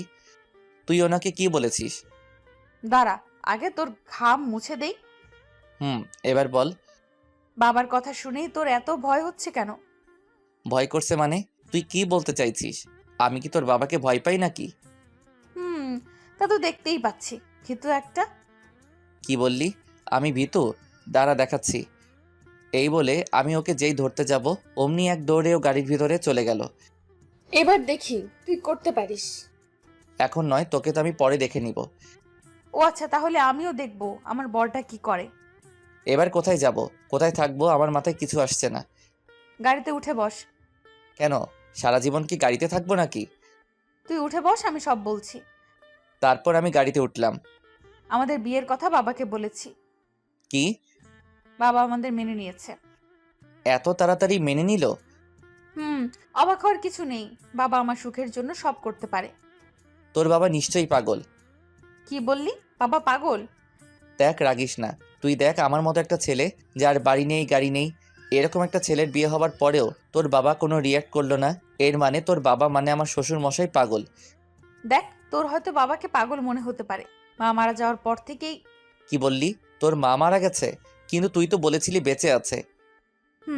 বলেছিলাম, কারণ বাবা দ্বিতীয় বিয়ে করেছিল। আমার সৎ মা আছে, যদিও ওনাকে কখনো নিজের মা বলে মানতে পারিনি। একটা কথা আছে জানিস, পর কখনো আপন হয় না। বুঝলাম। এখন আমরা কোথায় যাচ্ছি? এইখানে বাবা আমার জন্য একটা ফ্ল্যাট কিনেছিল, সেখানেই যাচ্ছি। এবার থেকে আমরা ওখানেই থাকবো। না দেখ, আমি থাকতে পারবো না। তুই থাকলে থাক। কি বলছিস তুই? থাকবি না মানে? কেন? দেখ, এটা খারাপ দেখায়। আমি কি বলতে চাচ্ছি তুই নিশ্চয়ই বুঝতে পারছিস। তুই কি বলতে চাচ্ছিস আমি বুঝতে পারছি, কিন্তু তবুও তোকে থাকতে হবে। একটা বড় বিল্ডিং এর সামনে এসে গাড়ি দাঁড় করালো। কি হলো? গাড়ি দাঁড় করালি কেন? আমাদের বাড়িতে চলে এসেছি। আমাদের না, শুধু তোর। দেখ, আমার যা কিছু সবকিছু তো তোর। কেন এমন করছিস? আমি তো ভুল কিছু বলছি না। আমি এত কথা শুনতে চাই না, ভেতরে চল। না, আমি যাব না। এবার কিন্তু আমার রাগ হচ্ছে।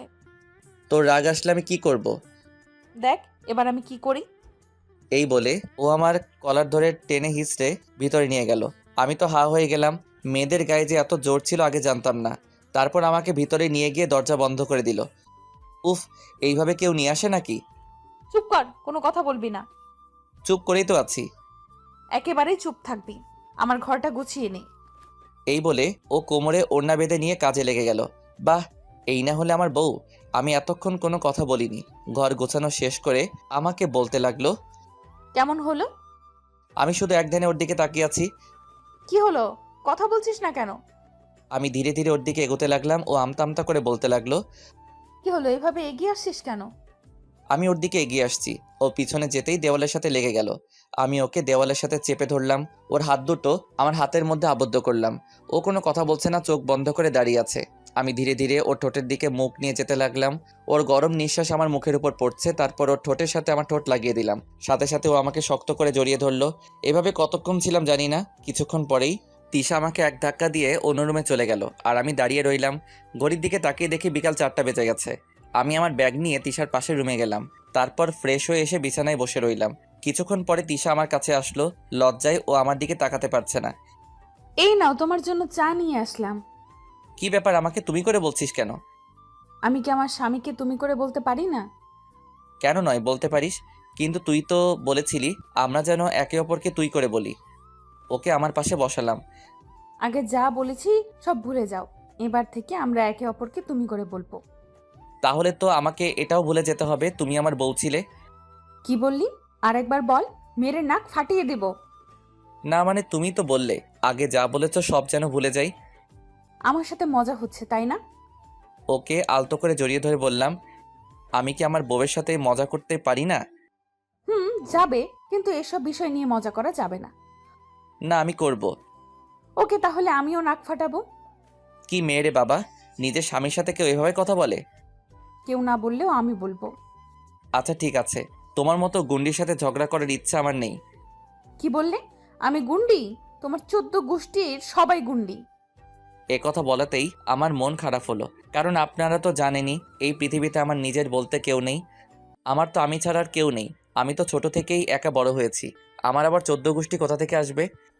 তিশা বুঝতে পারলো আমার মন খারাপ হয়ে গেছে। ও আমাকে শক্ত করে জড়িয়ে ধরে বলল, কে বলেছে তোমার কেউ নেই? আমি আছি। তোমার সুখে দুঃখে সব সময় তোমার পাশে থাকবো।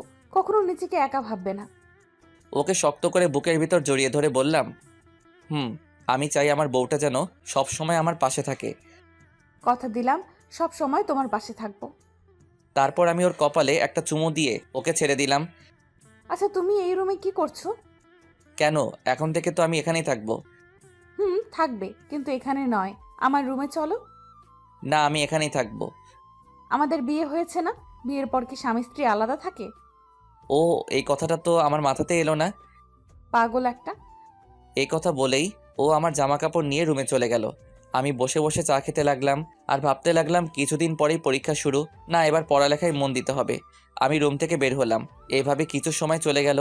রাত্রিবেলায় খাবার খাওয়ার জন্য তিশা আমাকে ডাকলো। খাবার টেবিলে গিয়ে দেখি ও অনেক কিছু রান্না করেছে। আমি গিয়ে বসলাম, তারপর ও আমাকে খাবার বেড়ে দিতে লাগলো। আমি খাচ্ছি আর ও আমার দিকে তাকিয়ে আছে। আমি বুঝতে পারছি ও কেন তাকিয়ে আছে।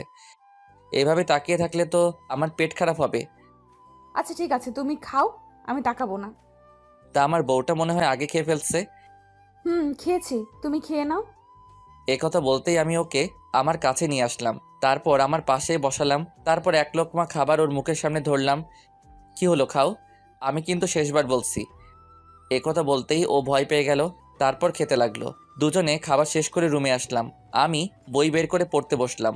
ও আমার দিকে রাগী দৃষ্টিতে তাকিয়ে আছে। কি হলো, এভাবে তাকিয়ে আছো কেন? আজকে আমাদের কিসের রাত? কিসের কথা বলছিস? মনে করে বল, না হলে তোর কপালে দুঃখ আছে। আর আমি তো কিছুই বুঝতে পারছি না, তুই কি বলছিস? কুত্তা, আজকে আমাদের বাসর রাত। ও আমি তো ভুলেই গেছিলাম। আসলে কিছুদিন পর পরীক্ষা, তাই টেনশনে আছি। চুপ কর।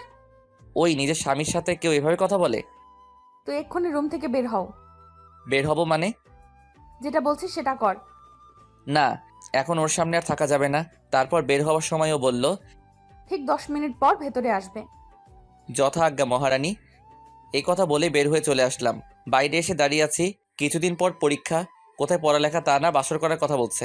হাতের ঘড়িটার দিকে তাকিয়ে দেখি 10 মিনিট হয়ে গেছে। তারপর আমি ভিতরে গেলাম। বিছানার দিকে তাকিয়ে দেখি কেউ একজন লাল শাড়ি পরে বিছানায় বসে আছে। সেটা আর কেউ নয়, তিশা।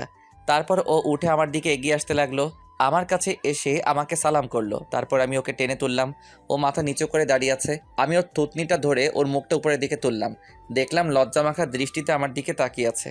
তারপর আমি ওকে শক্ত করে বুকের ভিতর জড়িয়ে ধরলাম। ও আমাকে জড়িয়ে ধরলো। তারপর বলতে লাগলো, এই আমাকে কোলে নাও। এখন কোলে উঠে কি করবে? যেটা বললাম সেটা করো না। না বা আমি এই আটার বস্তা করে নিতে পারবো না। কি বললে? আমি আটার বস্তা? আচ্ছা ঠিক আছে, নিতে হবে না। এ কথা বলে ও গাল ফুলিয়ে অন্যদিকে তাকিয়ে আছে। বুঝতে পারলাম ও রাগ করেছে। তারপর আমি ওকে কোলে নিলাম। ওর মুখে হাসি ফুটে উঠেছে। এবার বলুন কি করতে হবে? আমাকে নিয়ে ছাদে চলো। যথা আজ্ঞা মহারানী। তারপর ওকে কোলে নিয়ে ছাদে আসলাম। এসে ওকে দোলনায় বসিয়ে দিলাম। আমি ওর কোলে মাথা রেখে শুয়ে পড়লাম। আজকে দেখো কি সুন্দর চাঁদ উঠেছে। কিন্তু আমি দেখবো না। কি বলো? এত সুন্দর চাঁদ আর তুমি দেখবে না? কারণ আমার পাশে তার থেকেও সুন্দর একটা চাঁদ আছে। ইস, তুমিও না, কি যে বলো। এভাবে কথা বলতে বলতে দুজন কিছুক্ষণ চন্দ্রবিলাস করলাম। তিশা বলল, চলো এবার রুমে যাই। ওকে মহারানী চলেন। তারপর ওকে আবার কোলে নিয়ে রুমে আসলাম। এসে ওকে বিছানায় বসিয়ে দিলাম। আজকে কিন্তু আমাকে অনেক আদর করতে হবে। আমি এখন কিছু করতে পারবো না। এ কথা বলে যেই চলে আসবো অমনি তিশা আমাকে এক টান দিয়ে ওর গায়ের উপর ফেলে দিল। তারপর ও যা চাইলো তাই হইল। শয়তান মাইয়া আমার ইজ্জত লুটে নিল। 5 বছর পর আজ আমি প্রতিষ্ঠিত। আমার গাড়ি আছে, বাড়ি আছে। আমি একজন ইঞ্জিনিয়ার। যদিও এসব কিছুর পিছনে সবচেয়ে বড় অবদান হলো তিশার। ওর সাপোর্ট না পেলে হয়তো আমি এত দূর আসতে পারতাম না। বাড়ির ছাদে দাঁড়িয়ে এসব কথা ভাবছি। হঠাৎই কারো হাতের ছোঁয়া পেলাম। আর কেউ নয়, আমার সহধর্মিণী তিশা। এই কি, তুমি এই সময় এখানে কি করছো? ভালো লাগছে না, তাই ছাদে আসলাম। কি বলছো? তোমার শরীর ঠিক আছে তো? ঠিক আছে। আচ্ছা, অবনী কোথায়? ও ঘুমাচ্ছে। এখন আপনাদের অবনীর পরিচয় দেই। অবনী হচ্ছে আমার আর দিশার মেয়ে। একেবারে দুষ্টু। সারাদিন শুধু আমার পিছনে পড়ে থাকে। বলতে গেলে ওদের দুজনকে নিয়ে আমার পৃথিবী। কি হলো, কিছু বলবে? বাবা ফোন করেছিল, আমাদের যেতে বললো। তোমরা গেলে যাও, আমি কোথাও যেতে পারবো না। না, তোমাকে যেতে হবেই, তুমি না গেলে আমরাও যাব না। ঠিক আছে, তাহলে যেও না। আমি যদি একবার অবনীকে কথাটা বলি তাহলে কি হবে বুঝতে পারছো? আমাকে বলতে হবে না, আমি সব শুনেছি।